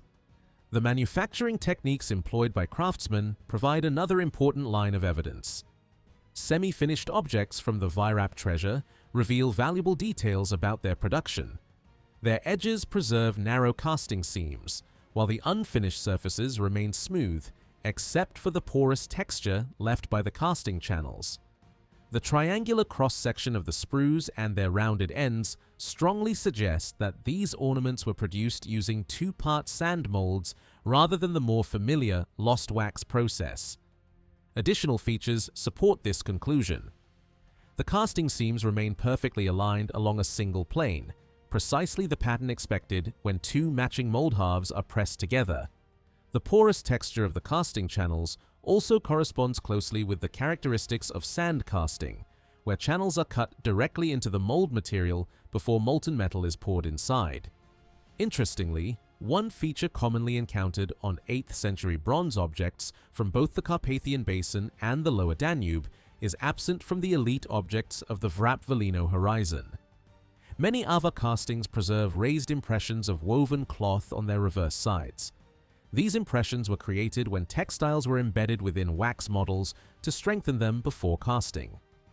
Similar traces have also been identified on Lower Danube finds, on molds from Dalmatia, on Viking metalwork, and even on much earlier Scythian bronzes from southern Siberia, indicating a remarkably long technological tradition extending across the Eurasian steppe. This technique appears to have had no equivalent within classical Mediterranean metalworking. Instead, it seems to represent a technological tradition rooted in the cultures of the Eurasian steppe before spreading into various contact zones during the early Middle Ages. Craftsmen reinforced fragile wax models with woven cloth before surrounding them with clay, firing the mold, melting out the wax, and finally pouring molten bronze into the resulting cavity. Lost wax casting unquestionably remained the principal method used to produce most Avar bronze ornaments. Nevertheless, certain exceptional finds, including the famous griffin-decorated belt set from Sentes Lapisto, display unusual features that complicate this picture. Although their reverse sides preserve textile impressions normally associated with lost wax casting, several identical backplates suggest that the objects may have originated from a single master pattern. Such evidence raises intriguing questions about the exact manufacturing methods employed by these workshops. Excavations at Mikulčice provide additional support for the use of sand casting during the early Middle Ages. There, archaeologists uncovered carefully prepared layers of sand with different grain sizes, exactly the kind of material required for producing two-part casting molds. Modern sand casting employs remarkably similar methods, with carefully sorted sand packed into boxes and maintained at consistent moisture levels. Neither two-part sand molds nor textile-reinforced wax models appear to belong to the mainstream traditions of classical Mediterranean metallurgy. Instead, they seem to represent technological practices associated more closely with steppe craftsmen. If the Varap objects were indeed produced by sand casting, they may preserve evidence for an innovative manufacturing technique developing within provincial Byzantine workshops before spreading into neighboring regions. This possibility would explain why most securely identified Byzantine metalwork still relied overwhelmingly on traditional lost wax casting, while the Vrap pieces exhibit characteristics unlike those seen elsewhere. The cultural background and ethnic identity reflected in early medieval pottery have long been debated by archaeologists. In Bulgaria, researchers have traditionally approached the subject from an ethnic perspective, attempting to determine how much of the ceramic tradition belonged to the Slavs, the Bulgars, or the surviving local population. Romanian scholars have generally preferred more neutral terminology, describing these wares with geographical labels such as Carpatho-Danubian or Balkano-Danubian, instead of linking them directly to a particular people. Earlier generations of archaeologists searched for the origins of this pottery among neighboring cultures that flourished within the Khazar and Avar Khaganates. More recently, some researchers have suggested that the Avar Khaganate during the early 8th century served as the principal center from which jars decorated with incised patterns spread toward both the lower Danube and regions farther east. Despite this hypothesis, surprisingly little direct comparison has been made between the pottery traditions of the middle and lower Danube. The following discussion attempts to address that gap by examining whether such a connection can truly be supported by the archaeological evidence. The geographical distribution of biritual cemeteries offers an important clue. These cemeteries are concentrated around Pliska, throughout northeastern Bulgaria, and across northern Dobruja, leaving little doubt that they belong to the Bulgar population. Pottery recovered from these burial grounds was produced mainly on slow-turning potter's wheels, although a smaller number of vessels were made using faster kick wheels. By far the most common form is the jar, many examples of which closely resemble pottery discovered in the Middle Danube region. These jars can be divided into several major groups. Some possess distinctly conical bodies, while others are rounded before narrowing sharply toward their bases. Additional varieties include biconical, spherical, and egg-shaped vessels. Their decoration displays remarkable diversity. Entire surfaces are often covered with horizontal incised lines, wavy bands, or combinations of both. In some examples, multiple wavy lines overlap one another, while in others, straight and wavy bands alternate in carefully organized sequences. Horizontal grooves are frequently crossed by vertical strokes or combined with finger impressions. Even the rims occasionally carry decorative waves or impressions pressed into the clay. potters clearly intended to ornament nearly every visible surface, producing vessels whose decoration extends across almost the entire body. Large avar cemeteries have also yielded substantial quantities of pottery. At several sites, ceramic vessels accompanied a remarkably high proportion of burials. Some cemeteries produced pottery in well over half of all excavated graves, while others reached even higher percentages. Among the most common forms is the pottery known as the Nowe Zamki type. Traditionally, much of the burial pottery associated with the Avar period has been described as handmade, fashioned from coarse clay and fired at relatively low temperatures. Particularly significant, however, are vessels produced on potter's wheels. At the cemetery of Sebeni, for example, handmade pottery accounts for only a small fraction of the total assemblage. Many graves instead contained wheel-made jars displaying conical or egg-shaped bodies, thick, rounded rims, and decoration consisting of horizontal grooves combined with wavy lines. Even so, these vessels differ noticeably from those recovered in the Bulgar bi-ritual cemeteries.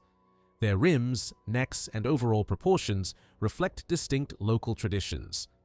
Most of the remaining pottery from this cemetery belongs to the so-called golden yellow late Avar ceramic tradition, which falls outside the scope of this comparison. The cemetery at Zob offers another useful comparison. Here again, numerous jars made on slow potter's wheels were discovered, most of them conical or ovoid in shape. Their decoration consists primarily of horizontal incised lines, wavy bands, and occasionally small pricked impressions. Similar combinations also appear in the cemetery at Pilismarot, where archaeologists recovered conical, biconical, and ovoid jars entirely covered with incised ornamentation remarkably similar to examples excavated in Bulgaria.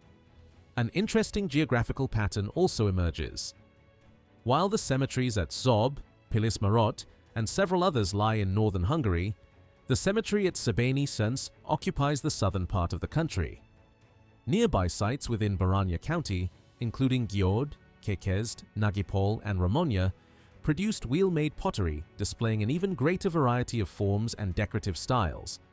Among all the Avar cemeteries currently known, the material from this region shows perhaps the closest resemblance to pottery discovered in Bulgaria. The chronology of these ceramic traditions is equally revealing. Pottery, belonging to the Nowe Zamki group, has generally been assigned to the closing years of the 7th century and the beginning of the 8th.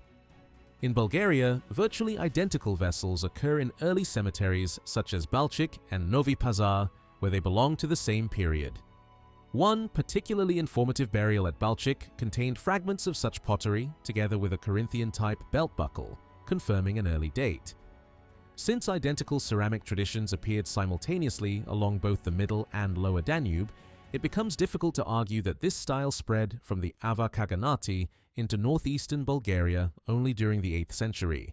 Instead, the evidence points toward a different explanation. The pottery tradition probably developed somewhere beyond the territories controlled by both the Avar Khaganate and the Bulgar Khanate before spreading into each region independently. One possible solution has been proposed through research examining the development of Bulgar pottery. Attention has been drawn to grey wheel-made pottery with incised decoration discovered in cemeteries associated with the Bulgar Kutrigurs during the first half of the 7th century. According to this interpretation, groups moving eastward may have carried these ceramic traditions into the Dnieper region, helping to explain their later distribution. Other scholars have emphasized the importance of late Roman traditions in shaping this pottery. Yet similar vessels have also been discovered far from the Danube.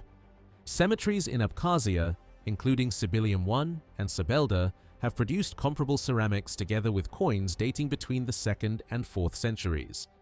These discoveries raise the possibility that the North Caucasus also served as an important center influencing the pottery traditions later adopted by Bulgar communities.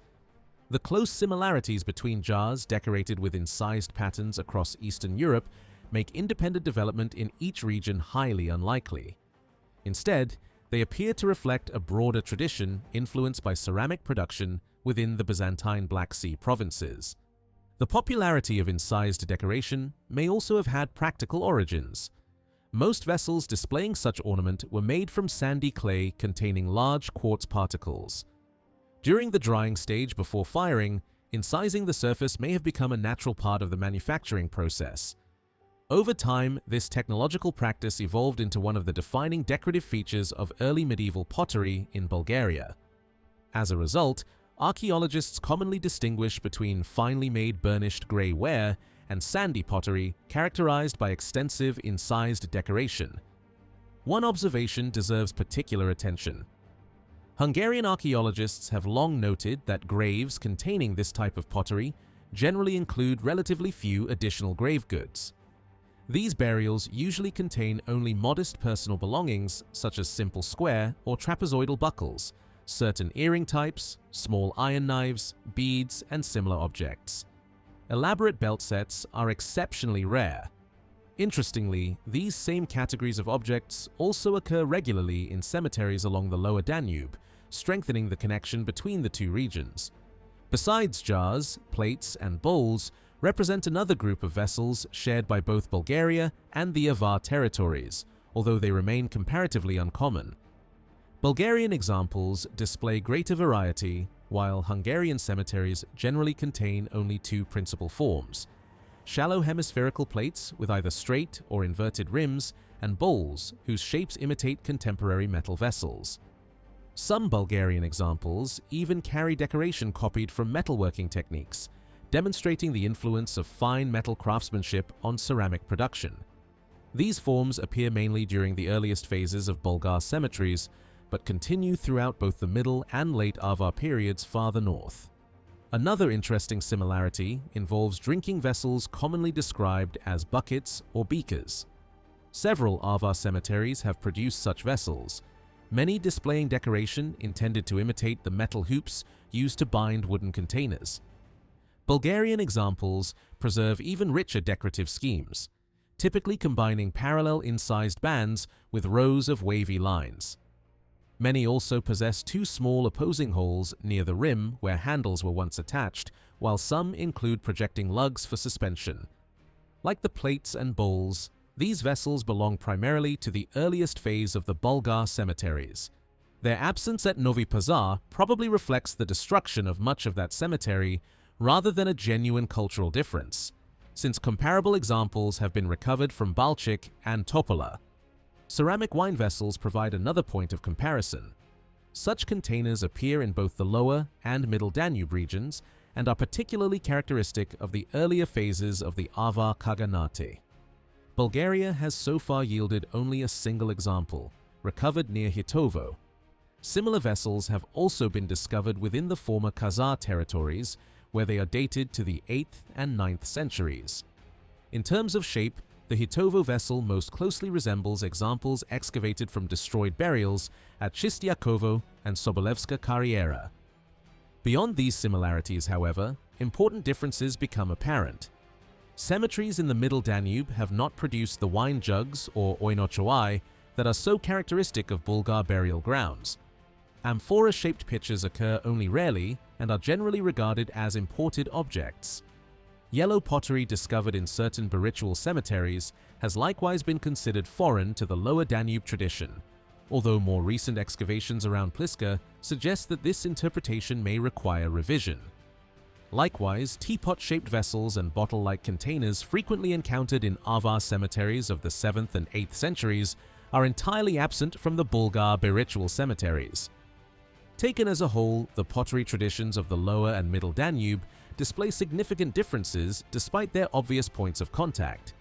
Their shared features most likely reflect common origins and similar cultural influences during the formative period of these ceramic traditions, in which Kutragur groups and other Bulgar tribes probably played an important role. The spread of these pottery styles across southeastern Europe may therefore be closely connected with the migrations traditionally associated with the Bulgars, led by Asparuk and Kuba, whose movements helped shape the cultural landscape of the early medieval Balkans. The written sources that mention Plovdiv during the early Middle Ages are extremely limited, making it difficult to reconstruct the city's history between the beginning of the 7th century and the end of the 10th. Because historical records are so scarce, archaeology has become the primary source of information for this period. Although large sections of ancient Plovdiv have been investigated through excavation, only a small portion of the medieval discoveries has been fully published. As a result, many fundamental questions, including the transformation of the city from late antiquity into the medieval era, the identity of its inhabitants, and the organization of its urban landscape, remain unresolved. Every newly excavated site dating to this period therefore plays a crucial role in improving our understanding of the city's development. One such excavation took place during the spring of 2008 at 14 Todor Kableshkov Street. The site lies within the central district of modern Plovdiv on the southwestern slope beneath Sahat Tepe. Although archaeologists investigated an area of only about 60 square meters, the excavation proved especially valuable because this part of the ancient city had previously received little archaeological attention. The discoveries added important new information about the evolution of Plovdiv during the Roman, late antique, and early medieval periods. Excavations uncovered the remains of several Roman and late antique buildings that had once occupied the area. Their destruction appears to coincide with the Avar and Slavic invasions that swept across the Balkans during the first half of the 7th century. After these buildings fell into ruin, the abandoned structures were gradually reused as a cemetery. Graves were dug directly into the collapsed walls and debris of the earlier constructions. Archaeologists identified 3 burials, 2 of which were fully excavated and documented. Both the burial customs and the associated artifacts indicate that the cemetery belonged to the 9th century.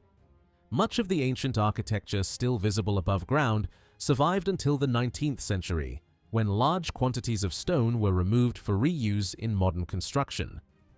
Later, urban development raised the ground level by more than 3 meters, disturbing parts of the cemetery in the process. The excavated graves belong to what can confidently be identified as Bulgar pagan burials dating to the 9th century.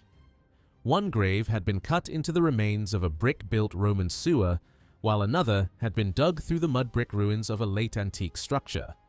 A third burial extended beyond the limits of the excavation trench and therefore could not be investigated. The first burial was heavily disturbed by later activity, making it impossible to determine the original depth of the grave. The grave pit measured approximately 1.8 meters long and was aligned on a west to east axis. Crushed stones and broken bricks formed a rough lining around the burial, although only the southern edge remained intact because later stone robbers had destroyed much of the northern side. The deceased had been laid flat on the back with the head facing west and both arms extended alongside the body. Unfortunately, the skull had almost completely disappeared, leaving only the lower jaw. Parts of the left arm, one thigh bone, and both feet were also missing. Whether the feet had originally been removed during the burial ritual or were destroyed by later disturbance could not be determined. Only a single grave offering accompanied the deceased. A well-preserved ceramic jar had been placed beside the legs on the left side. The vessel has an egg-shaped body that gradually narrows toward both the rim and the base.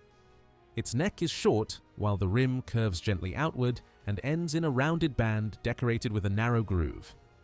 The slightly concave base still preserves clear traces left by the potter's wheel.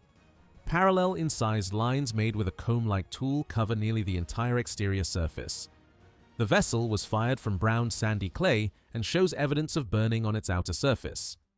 The second burial also suffered considerable damage from later construction. The grave itself measured just over 1 meter in length and followed the same west to east orientation. Unlike the first individual, this person had been placed in a semi-contracted position on the right side with the head originally facing west. The skull no longer survived, but the remaining skeleton revealed several unusual details.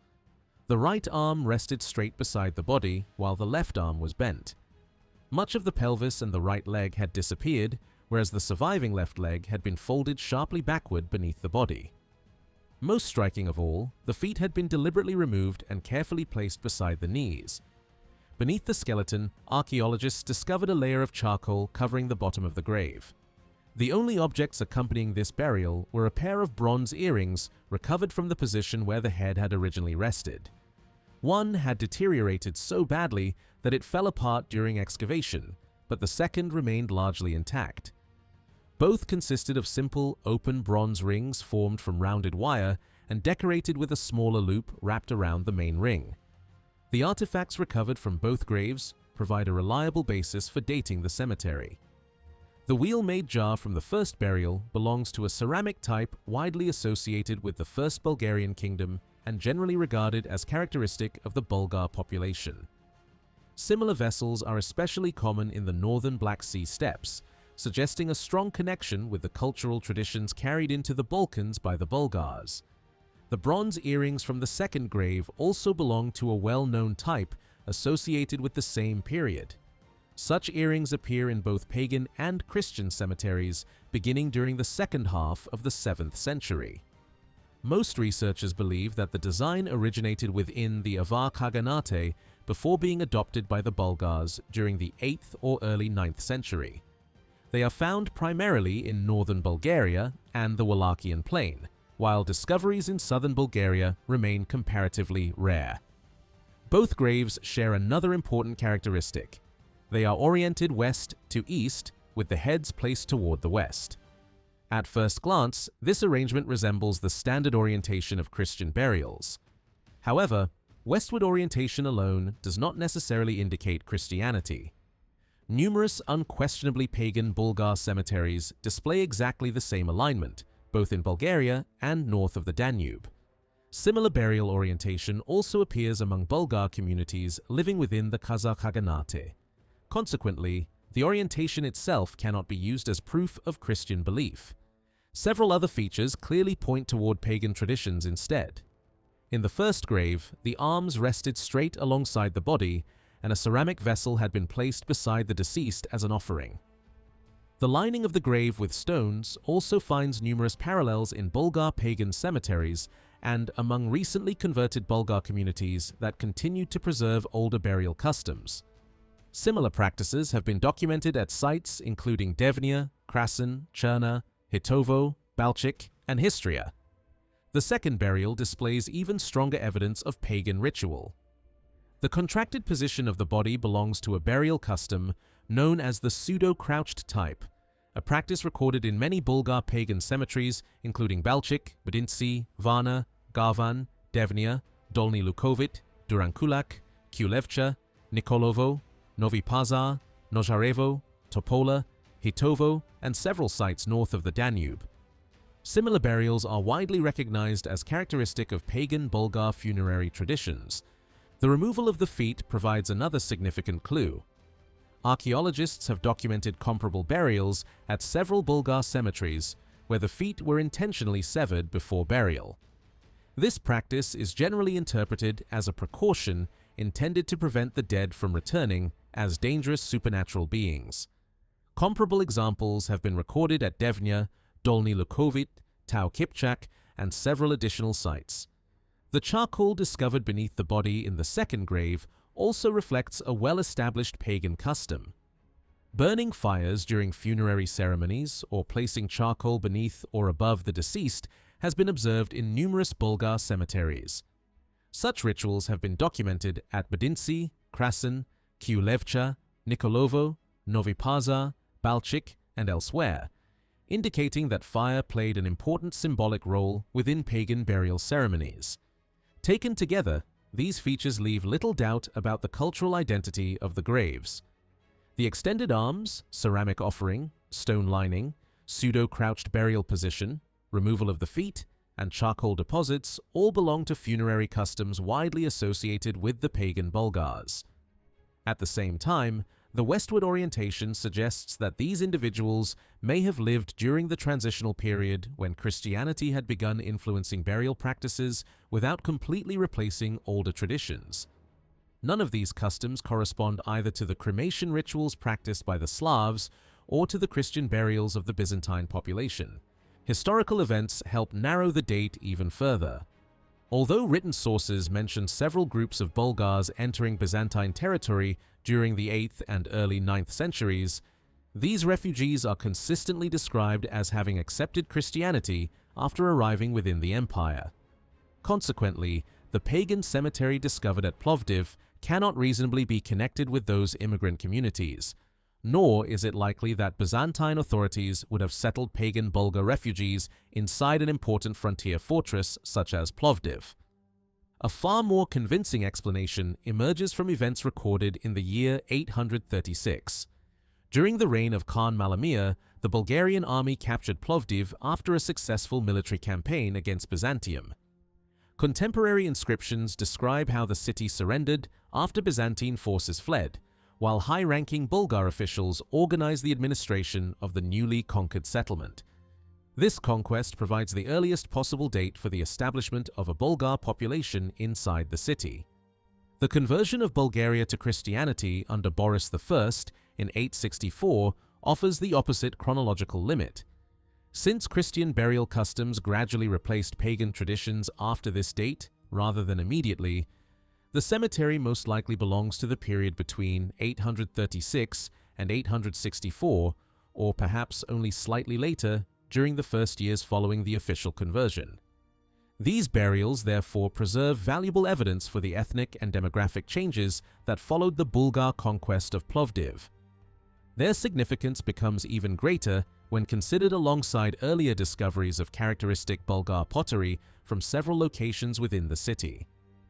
During the First Bulgarian Kingdom, territorial expansion was frequently accompanied by deliberate colonization. Historical sources repeatedly describe populations being relocated into strategically important regions following successful military campaigns.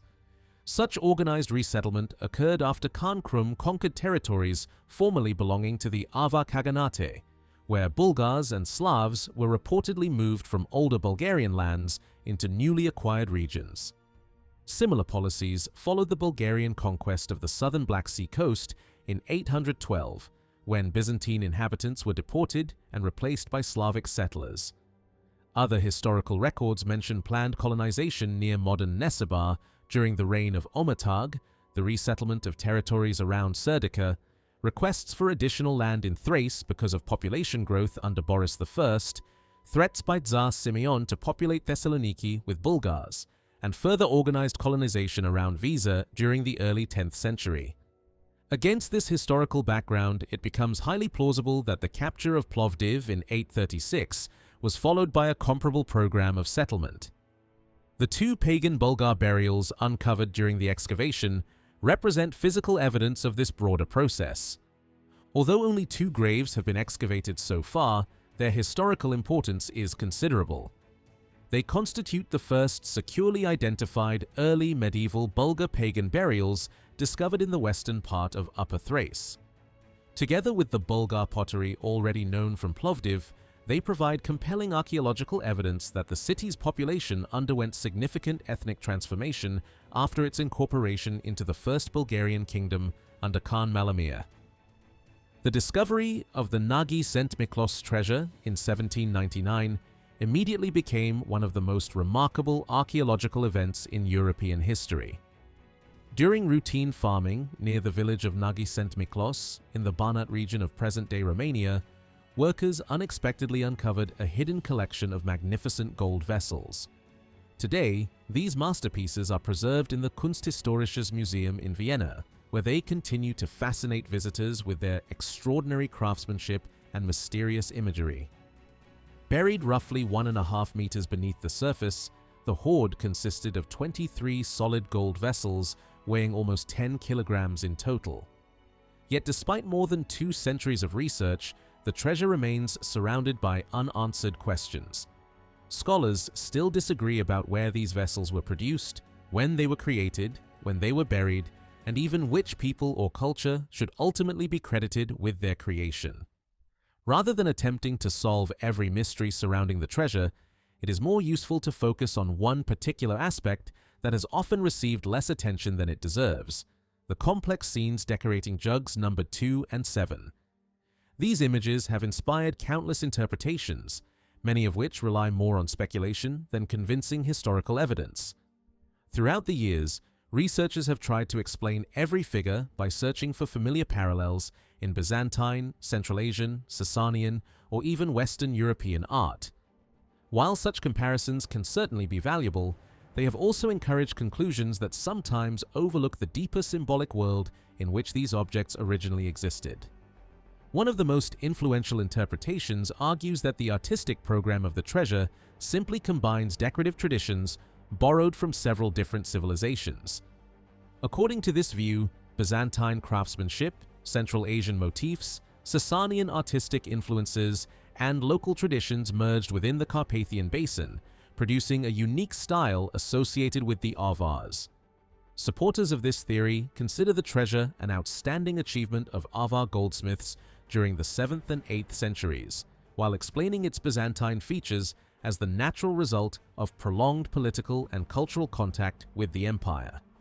Not every scholar has accepted this conclusion without hesitation.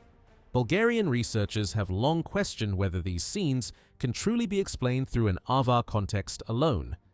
Several decades ago, detailed studies already pointed toward a much stronger Sasanian background for the imagery decorating the vessels.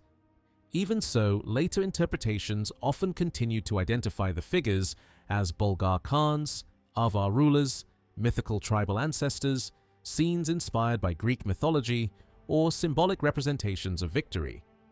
Images of eagles carrying human figures through the sky were repeatedly connected with the story of Ganymede, while animal combats were explained simply as decorative hunting scenes or generalized symbols of conflict. Such interpretations became widely accepted, despite leaving many important details unexplained. Some scholars have instead suggested that the artistic language of these vessels belongs much more naturally within the religious and mythological world of ancient Iran. Several of the figures appear to correspond remarkably well with characters known from Zoroastrian tradition and Sasanian royal ideology. Rather than depicting random decorative scenes, the artists may have intentionally illustrated episodes drawn from Persian mythology, many of which revolve around the eternal struggle between the forces of order and chaos. One particularly intriguing scene appears on jug number 2, where a great bird carries a female figure through the sky. This image has frequently been interpreted as another version of Zeus abducting Ganymede, adapted into a new artistic environment. Yet an entirely different explanation becomes possible when viewed through the lens of Iranian mythology. The woman may instead represent Anahita, the great goddess associated with water, fertility, and life itself.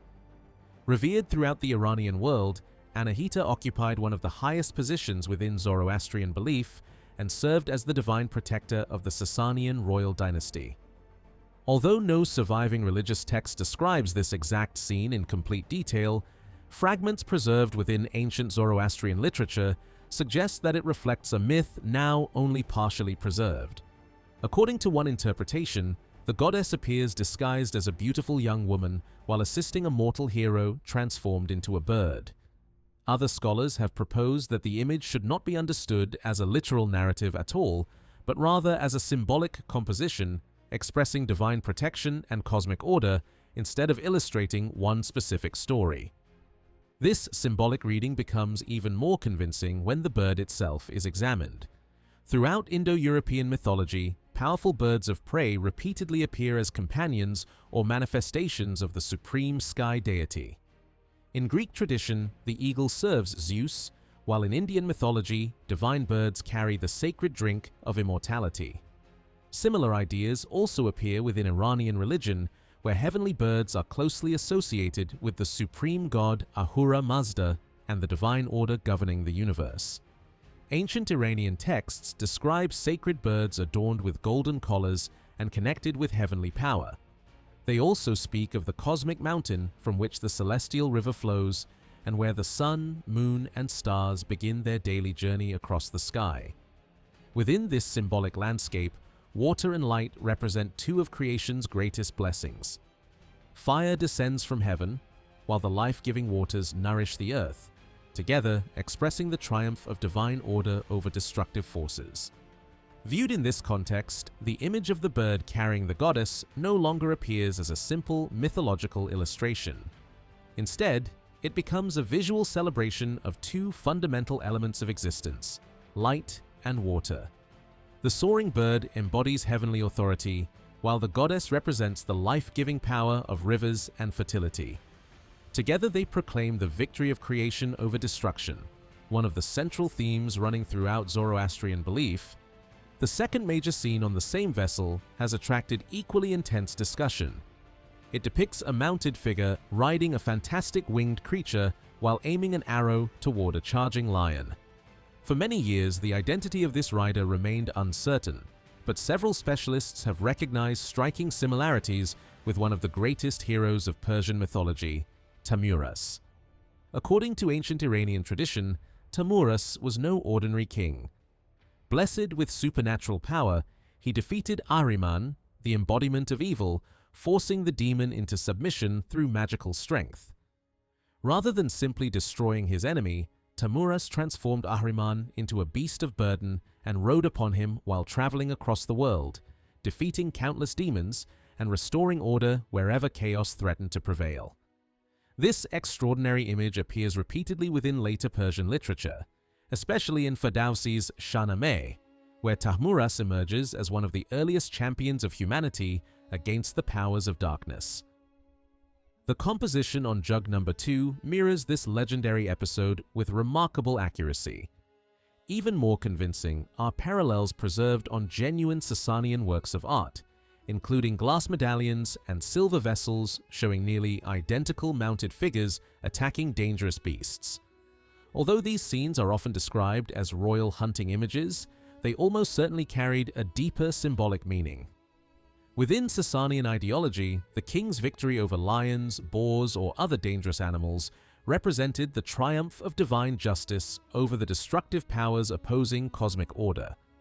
Rather than illustrating ordinary hunting expeditions, these compositions proclaimed the ruler's sacred duty to preserve harmony throughout creation. Information about the Abodriti Praedenecenti comes primarily from the Annals of Einhard, which preserve one of the most important diplomatic episodes of the early 9th century. According to Einhard, in 824, an unexpected embassy sent by the Bulgar ruler Khan Omatag arrived at the court of Louis the Pious, ruler of the Frankish Empire. The Bulgars proposed negotiating a formal peace agreement, a request that surprised the Frankish emperor. Wanting to understand Omatag's intentions before making any commitment, Louis dismissed the delegation but sent one of his own trusted representatives back with them to gather further information. Before the year ended, another Bulgar embassy reached Bavaria. Rather than receiving the envoys immediately, Louis deliberately delayed the negotiations. During this same period, another delegation appeared at his court, representatives of a people known as the Abodriti, whom Einhard also called the Praedenecenti. He described them as neighbors of the Bulgars who inhabited the Danubian region of ancient Dacia. Their message was very different from that of the Bulgars. They complained that Bulgar forces had carried out hostile and unjust actions against them and appealed to the Frankish emperor for protection. Louis instructed them to return home and come back later when both delegations could be heard together. The long-awaited meeting finally took place at Aachen in May 825. During the audience, the Bulgar representatives declared that their ruler wished to establish a clearly defined frontier separating the Bulgar state from Frankish territory. Louis responded with a written message expressing his position, but his answer failed to satisfy Omatag. The following year, another Bulgar envoy appeared with a more direct proposal. The Khan insisted that the border question should be settled without further delay. If the Franks refused, then each side should simply defend its own frontier independently, even in the absence of a formal peace agreement. Once again, Louis postponed a decisive response after hearing reports that the Bulgar ruler might have died. The same diplomatic exchanges also appear in the Annals of Fulda, although those records omit any reference to the Abodriti Praedenecenti. Another contemporary biography, the Vita Ludovici Imperatoris, places the Bulgar embassies in 825 and 826, while mentioning the Abodriti as early as 818 in connection with earlier political events. Additional 9th century compilations based upon the Frankish annals likewise repeat the story of the Bulgar embassies. Taken together, these sources show that the Abodriti Praedenecenti played an important political role, particularly during the years between 824 and 825. Einhard also briefly mentions delegates of the Praedinacenti visiting Louis in 822, although he offers no further details regarding that mission. Despite the importance of these records, historians have rarely devoted an entire study to the Abodriti Praedinacenti themselves. Most discussions appear only as part of broader works dealing with Frankish, Bulgar, or Slavic history. One influential contribution came from Vasil Guzelev, who examined the so-called Bavarian geographer. He accepted the view that the Nortabtrezi, mentioned near the Danish frontier, were distinct from the Ostaptrezi, who lived along the Middle Danube and should be identified with Einhard's Abodriti Praedinacenti. Building upon this interpretation, Guzelev rejected the older theory equating the Praedinacenti with the Branichevtsi.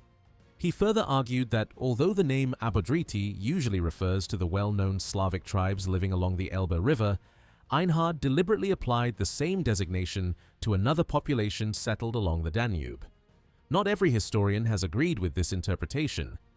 Joachim Hermann argued that the Eastern Abodriti should instead be placed geographically close to their northern namesakes, despite Einhard's description. Walter Paul offered a more cautious assessment, accepting that the Abodriti occupied territories stretching from Mecklenburg toward the Danube, but expressing uncertainty about the precise location of the Praedinacenti, describing them only as neighbors of the Bulgar Khanate. Most modern scholars nevertheless agree that the Abodriti Praedinacenti occupied territory on the northern side of the Danube, southeast of the mouth of the Tisa River, within the region corresponding largely to modern Banat. Einhard himself states that they lived in the Danubian part of Dacia, or more specifically, in that portion lying directly adjacent to the Bulgars.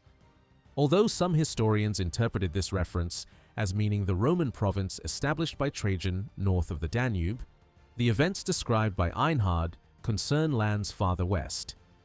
In accordance with the broader geographical usage inherited from antiquity, the term Dacia could also include the territory situated between the Danube and the Tisa.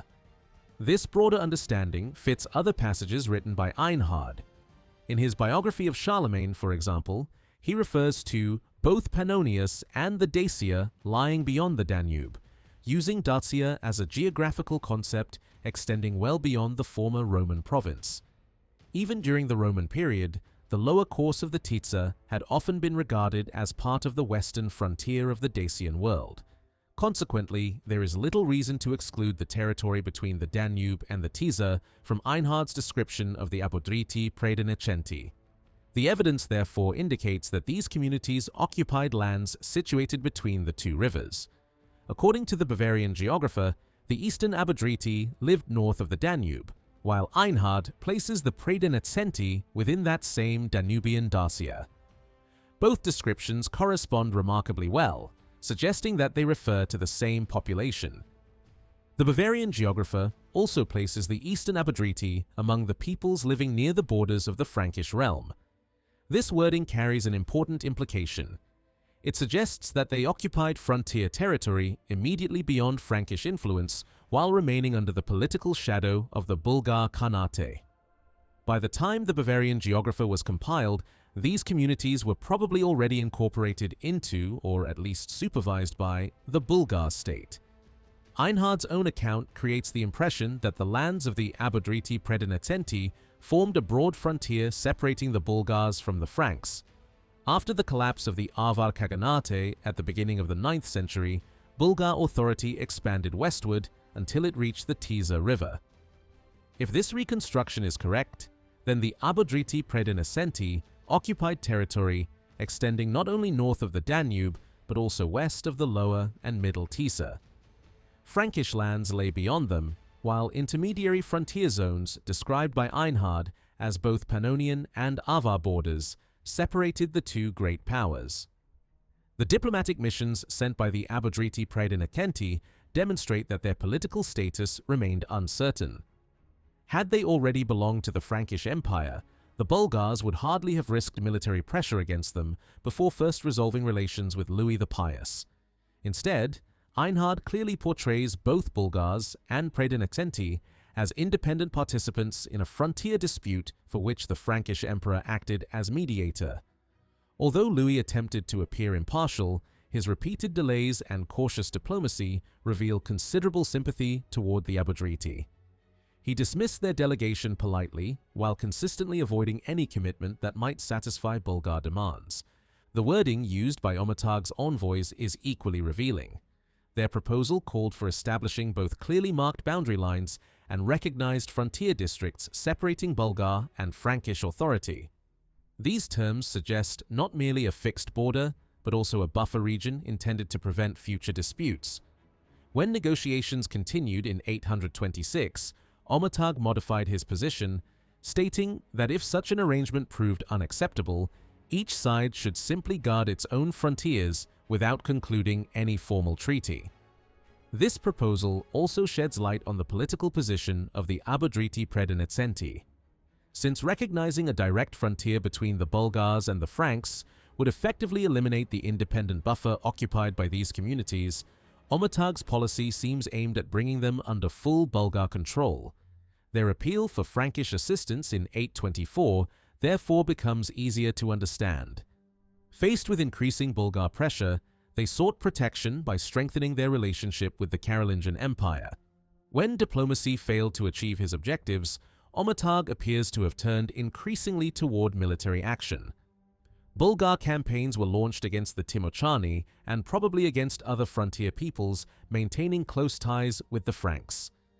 Frankish sources describe Bulgar fleets operating along the Danube and Drava rivers during these years, demonstrating that military operations extended deep into the frontier zone. The growing concern felt throughout the eastern Frankish provinces suggests that these expeditions threatened a much wider region than Lower Pannonia alone. Military activity probably also extended toward the Tisa Valley. Evidence for such operations survives in the famous inscription of the Bulgar officer Onagavon, who drowned while serving with the army on the Tisa River. This inscription strongly suggests that Bulgar forces were active there during the conflict with the Franks. Additional campaigns followed in later years. Louis the German led a substantial Frankish army against the Bulgars from Bavaria, while other commanders defended the Pannonian frontier. Simultaneously, Bulgar armies devastated frontier districts of Upper Pannonia, illustrating the scale of the conflict developing along the Middle Danube. The struggle finally ended around 831, when peace was restored between the two powers. Soon afterward, the Bavarian geographer described the Bulgar realm as an enormous country populated by numerous peoples but defended by only a handful of major fortresses.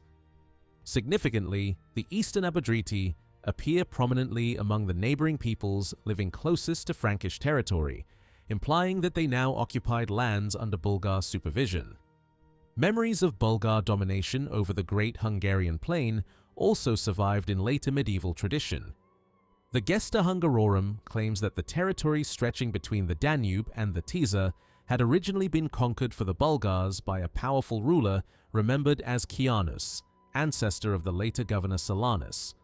Although the chronicle was written centuries afterward and inevitably contains legendary elements, many historians believe that this figure actually reflects the historical achievements of Khan Omatag, whose diplomatic and military efforts focused precisely upon extending Bulgar influence toward the Frankish frontier. The chronicle even states that Bulgars settled both Slavs and Bulgars throughout these newly acquired lands, presenting the region as firmly integrated into Bulgar political strategy. Whether every detail is historically accurate remains uncertain, but the account corresponds remarkably well with the diplomatic events described by Einhard and reinforces the broader picture of Bulgar expansion during the first half of the 9th century. Understanding who actually lived within the buffer zone separating the Bulgar Khanate from the Frankish Empire during the 9th century is far from straightforward. The surviving evidence comes from a wide variety of written records and archaeological discoveries, each preserving only part of the larger picture.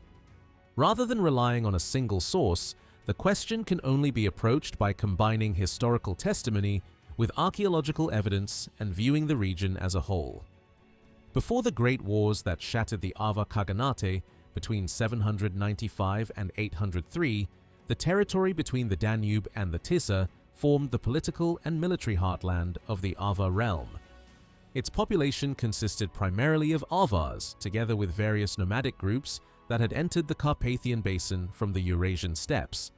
Physical anthropology strongly supports this conclusion.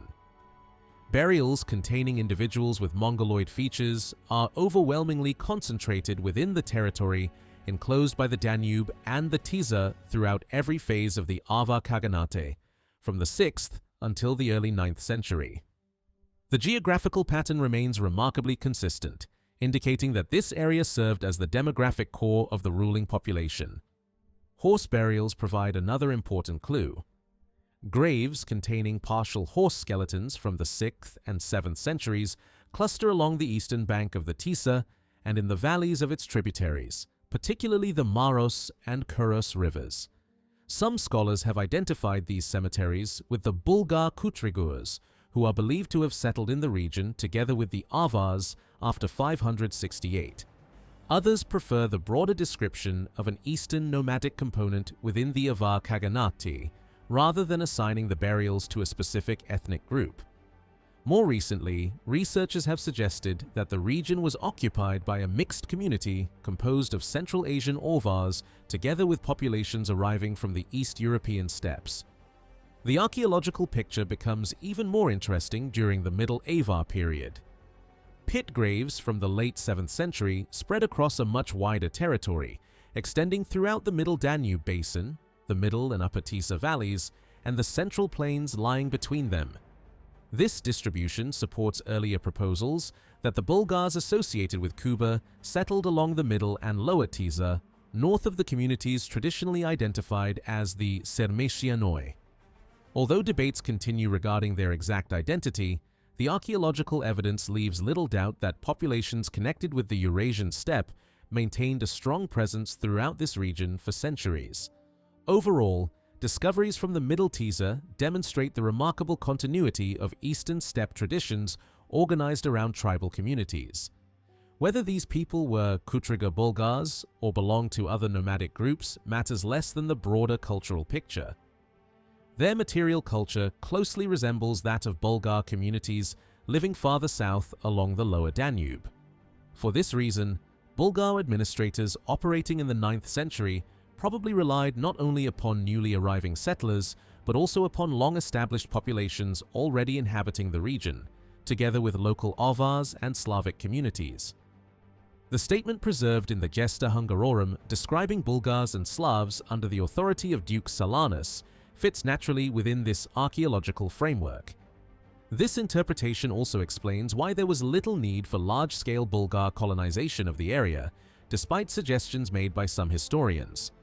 Rather than introducing an entirely new population, Bulgar rulers most likely established political control over communities that already shared many cultural traditions with the lower Danube. In this context, the testimony preserved in the Gesta Hungarorum becomes considerably more convincing. It also serves as a reminder that labels such as Avar or Avar culture, especially during the late Avar and post-Avar periods, should not be understood as referring to a single homogeneous ethnic group. Behind these archaeological terms lay a complex mixture of different peoples and cultural traditions. Einhard himself offers valuable insight into this changing landscape. In his biography of Charlemagne, he describes Pannonia as the homeland of the Avars, whom he consistently calls Huns, but also remarks that after the Frankish victories, the region had been virtually emptied of its inhabitants. Although this description undoubtedly exaggerates the scale of devastation, it reflects the enormous disruption caused by the collapse of the Khaganate. The fact that Charlemagne established his frontier far from the Danube suggests that large sections of eastern Pannonia were intentionally left as sparsely populated frontier territory. This should not be interpreted to mean that the Franks abandoned control of these lands altogether. Einhard clearly states that Charlemagne's conquests extended across both Pannonius and into Dacia beyond the Danube, probably reaching as far as the Tisza. Even so, these eastern territories functioned less as densely administered provinces than as a protective zone separating the Frankish world from the expanding Bulgar state. The so-called monk of St. Gall later explained that Charlemagne saw little reason to wage war against the Bulgars because after the destruction of the Avars, they no longer appeared to threaten the Frankish kingdom directly. Although this observation must be treated cautiously, it may reflect a genuine reduction of Frankish military activity beyond the western parts of the former Khaganate.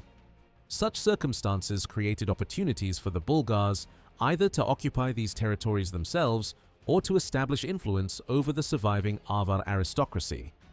Einhard also distinguishes clearly between the regions north and south of the Danube. He describes the lands stretching between the Rhine, the Vistula, the ocean, and the upper Danube as inhabited predominantly by various Slavic peoples who shared similar languages despite differing customs. South of the Danube, however, the ethnic picture was more complex. During Charlemagne's campaigns in Pannonia, Frankish armies intervened not only against the Avars, but also against Slavic groups living alongside them. This indicates that the ethnic composition established during the existence of the Avar Khaganate remained largely intact even after its political collapse. The most plausible conclusion is therefore that the territory between the Danube and the Tisza during the 9th century contained a mixed population composed primarily of Avars, Bulgars, and Slavs. This interpretation also finds support in another controversial source attributed to the monk of St. Gall.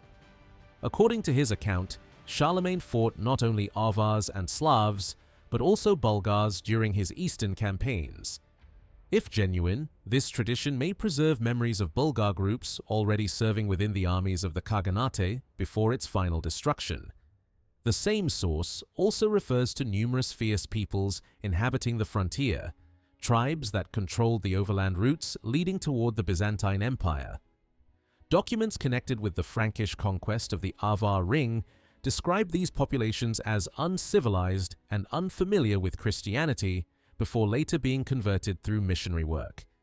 It is possible that the Abodriti Praedenescenti belonged to these communities, occupying the southern portions of the territory between the Danube, the Tisza, the Drava, and the Sava, precisely where the principal communication routes between Central Europe, the Bulgar state, and Byzantium converged.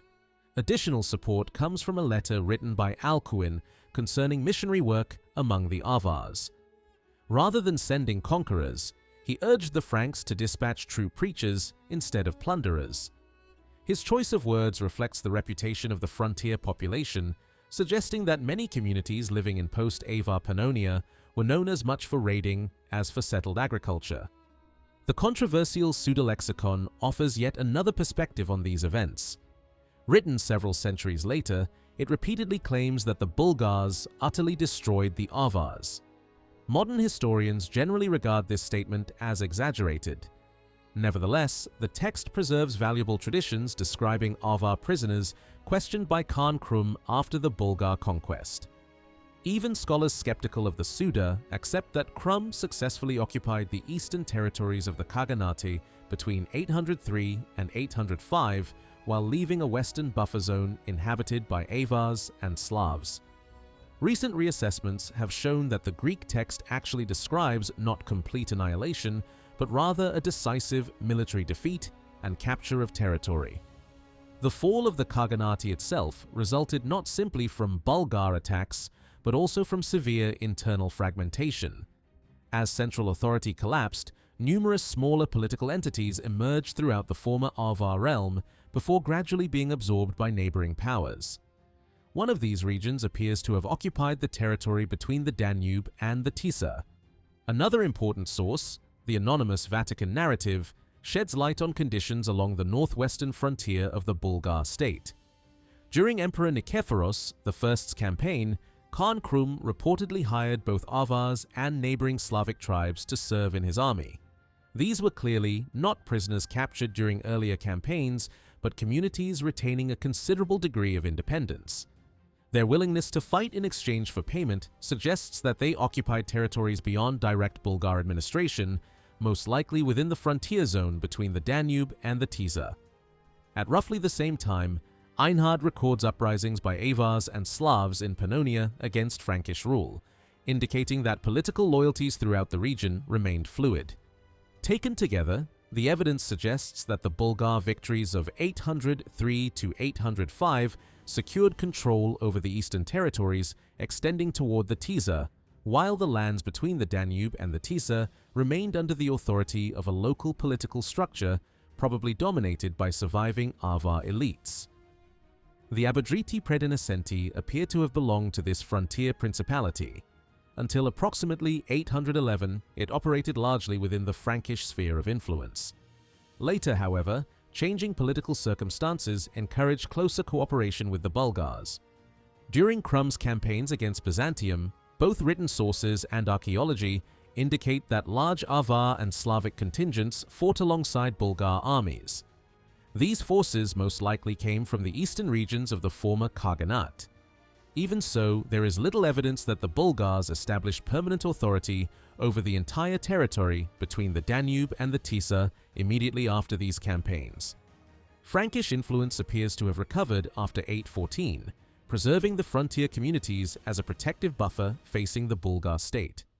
The names Abodriti and Predinascenti have generated almost as much debate as the people themselves.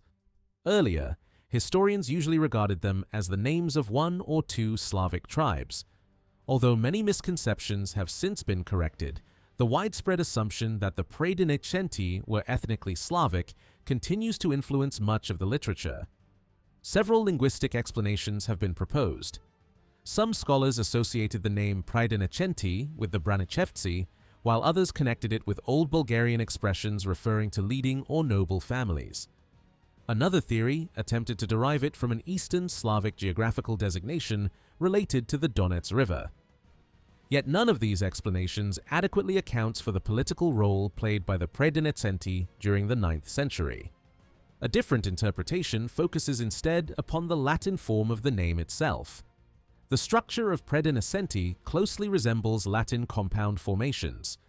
The opening element recalls the word preda, meaning booty or plunder, while the remainder may relate to terms describing raiders or brigands. Under this interpretation, the name would signify something like the plunderers living along the frontier or the raiders of the Danubian borderlands. Rather than functioning as an ethnic designation, it may simply have described a militarized frontier population famous for raiding neighboring territories. The name Abodriti appears to function differently. Instead of preserving the original self-designation of a tribe, it may represent a political term employed by Frankish writers for loyal frontier allies stationed along the edges of the empire. Comparable terminology was already applied to the northern Abodriti living near the Danish frontier, who frequently served Frankish interests during campaigns against Saxons and other Slavic peoples. By extending the same label to the Danubian communities, Frankish authors may have emphasized their geopolitical role rather than their ethnic identity. The Bavarian geographer reinforces this interpretation by distinguishing between the northern and eastern Abodriti according to their position relative to the Frankish realm. The northern group guarded the empire's frontier toward Denmark, while the eastern group occupied lands opposite the empire's southeastern borders. Their names therefore described their strategic function far more than their ethnic background. From this perspective, the Abodriti Predinascenti were probably not a single ethnic tribe at all, but a mixed frontier population consisting of Avars, Bulgars, Slavs, and other groups who inherited the military traditions of the former Khaganate. Their reputation for raiding echoes much older descriptions of the peoples inhabiting the Middle Danube. Roman authors had already characterized Sarmatians, Quadi, and other tribes of the region as communities particularly skilled in plundering neighboring territories. Later writers applied remarkably similar descriptions to the followers of the Hunnic commander Mundo during the 6th century, whose base of operations lay precisely within the southern portion of the territory between the Danube and the Tisa. These striking parallels suggest that the designation Predinascenti may preserve a much older tradition reaching back into late antiquity. Rather than identifying a specific ethnicity, the name likely referred to militarized frontier groups organized according to steppe traditions and specializing in warfare and raiding. Such an interpretation fits both the historical record and the geopolitical realities of the 9th century Middle Danube. The military strength of these communities also deserves attention. The Bavarian geographer credits the eastern Abodriti with more than 100 fortifications. Although medieval numbers are often exaggerated, the statement clearly implies an exceptionally well-defended frontier. These were probably not massive stone fortresses, but numerous wooden and earthwork strongholds scattered throughout the region. Later, Hungarian traditions preserve memories of many such fortified centers, including Titel, Alpar, Szolnok, and several others associated with the Bulgar governor Silanus. The recurring tradition of 100 forts appears elsewhere in medieval folklore as well, often connected with systems of earthen fortifications stretching across the Great Hungarian Plain. Defensive earthworks, ditches, timber walls, and hedges enclose the territory between the Danube and the Tisza from several directions, creating a naturally protected military zone. Many of these structures originated during late antiquity, but continued to be repaired, reused, and expanded by successive powers, including the Avars and possibly the Bulgars. If this reconstruction is correct, the Abodriti Predinascenti controlled one of the strongest frontier systems in Central Europe after the collapse of the Avar Khaganate. Their territory served as a defensive shield separating the Frankish world from Bulgar expansion until the campaigns of Omertag gradually brought the region under Bulgar political supervision. After approximately 832, this frontier population remained in place but functioned increasingly under the protection and authority of the First Bulgarian Kingdom rather than the Frankish Empire. In 1926, the distinguished Hungarian archaeologist and museum director Ferenc Mora published an unusual sword discovered at Kunagota in southeastern Hungary. The most remarkable feature of the weapon was its bronze sword guard, an element unlike the majority of swords known from the Carpathian Basin. Over the following decades, Hungarian researchers repeatedly drew attention to this distinctive fitting, arguing that it represented an exceptional type rather than a local tradition. Because of its unusual construction, the weapon was generally classified among swords believed to reflect Byzantine military influence rather than native developments within the Carpathian region. The sword itself had been recovered from a damaged grave, together with a pair of stirrups, 2 earrings, and a gold solidus issued during the reign of the Byzantine Emperor Romanos I Lekapenos, whose rule lasted from 920 to 944. These associated finds leave little room for doubt regarding the burial's chronology. Most specialists agree that both the grave and the surrounding cemetery belong to a period stretching from roughly the 930s into the middle decades of the 10th century. Despite the considerable attention given to the Kunagota sword over the years, surprisingly little effort was made to compare its bronze guard with similar objects discovered elsewhere. Most discussions focused on its presumed Byzantine character without searching for direct typological parallels. Even researchers who examined the artifact in detail acknowledged that convincing comparisons remained unavailable. A fresh perspective emerged after examining studies devoted to medieval weaponry, particularly those produced by the British military historian David Nicol. Within his surveys of Byzantine arms and armor, Nicol illustrated 2 bronze casting matrices intended for producing sword hilts. One belongs today to the collection of the Metropolitan Museum of Art, while the other comes from a private collection. Both are generally believed to have originated somewhere in Iran. Nicol assigned them broadly to the period between the 12th and 14th centuries, but also emphasized that their dating remains highly uncertain because no reliable archaeological context accompanies either object. When the Kunagota sword guard is examined alongside these bronze molds, the similarities become immediately apparent. Several distinctive structural details correspond almost perfectly. The upper sleeve rises high above the guard and is nearly cylindrical in shape. The projecting arms curve outward in graceful arches, while the lower socket widens into an elongated oval. These characteristics closely match the forms that would have been produced using the Iranian matrices. The example preserved in the Metropolitan Museum displays especially striking similarities, not only in the shape of the lower sleeve, but also in the elegant palmette ornament decorating its upper section. Attempts to classify Byzantine swords have generally relied upon artistic representations rather than surviving weapons themselves. Existing typological systems are therefore based largely on manuscript illustrations, frescoes, relief carvings, and other visual sources instead of archaeological discoveries. Although such approaches remain open to criticism because of artistic stylization, they still provide useful points of comparison. Within these classifications, the Kunagota sword guard corresponds closely with the fourth type recognized by Ada Brun Hofmeier from the famous Madrid manuscript of John Skylitz's. It also resembles the second type proposed by Timothy Dawson, whose reconstruction draws upon a broad range of medieval illustrations and sculptural representations. Among the numerous images collected by David Nicole, several sword guards also appear broadly comparable, although the artistic conventions of medieval illustration prevent exact identification. The difficulty of constructing a reliable typology for Byzantine weapons has long been recognized. Because comparatively few original swords have survived, especially with their complete hilts intact, every new discovery assumes considerable importance. While creating a comprehensive classification remains challenging, continued archaeological discoveries and closer international cooperation offer the possibility of refining our understanding of Byzantine military equipment in the future. The uncertain dating of Nicole's bronze matrices becomes particularly significant in this context. Since their exact archaeological provenance remains unknown, the close resemblance between these molds and the Kunagota sword guard suggests that they may belong to a considerably earlier period than previously believed. Instead of the 12th or 13th century, they could preserve forms already in use around the middle of the 10th century. Additional support for this interpretation comes from another sword recovered during underwater excavations.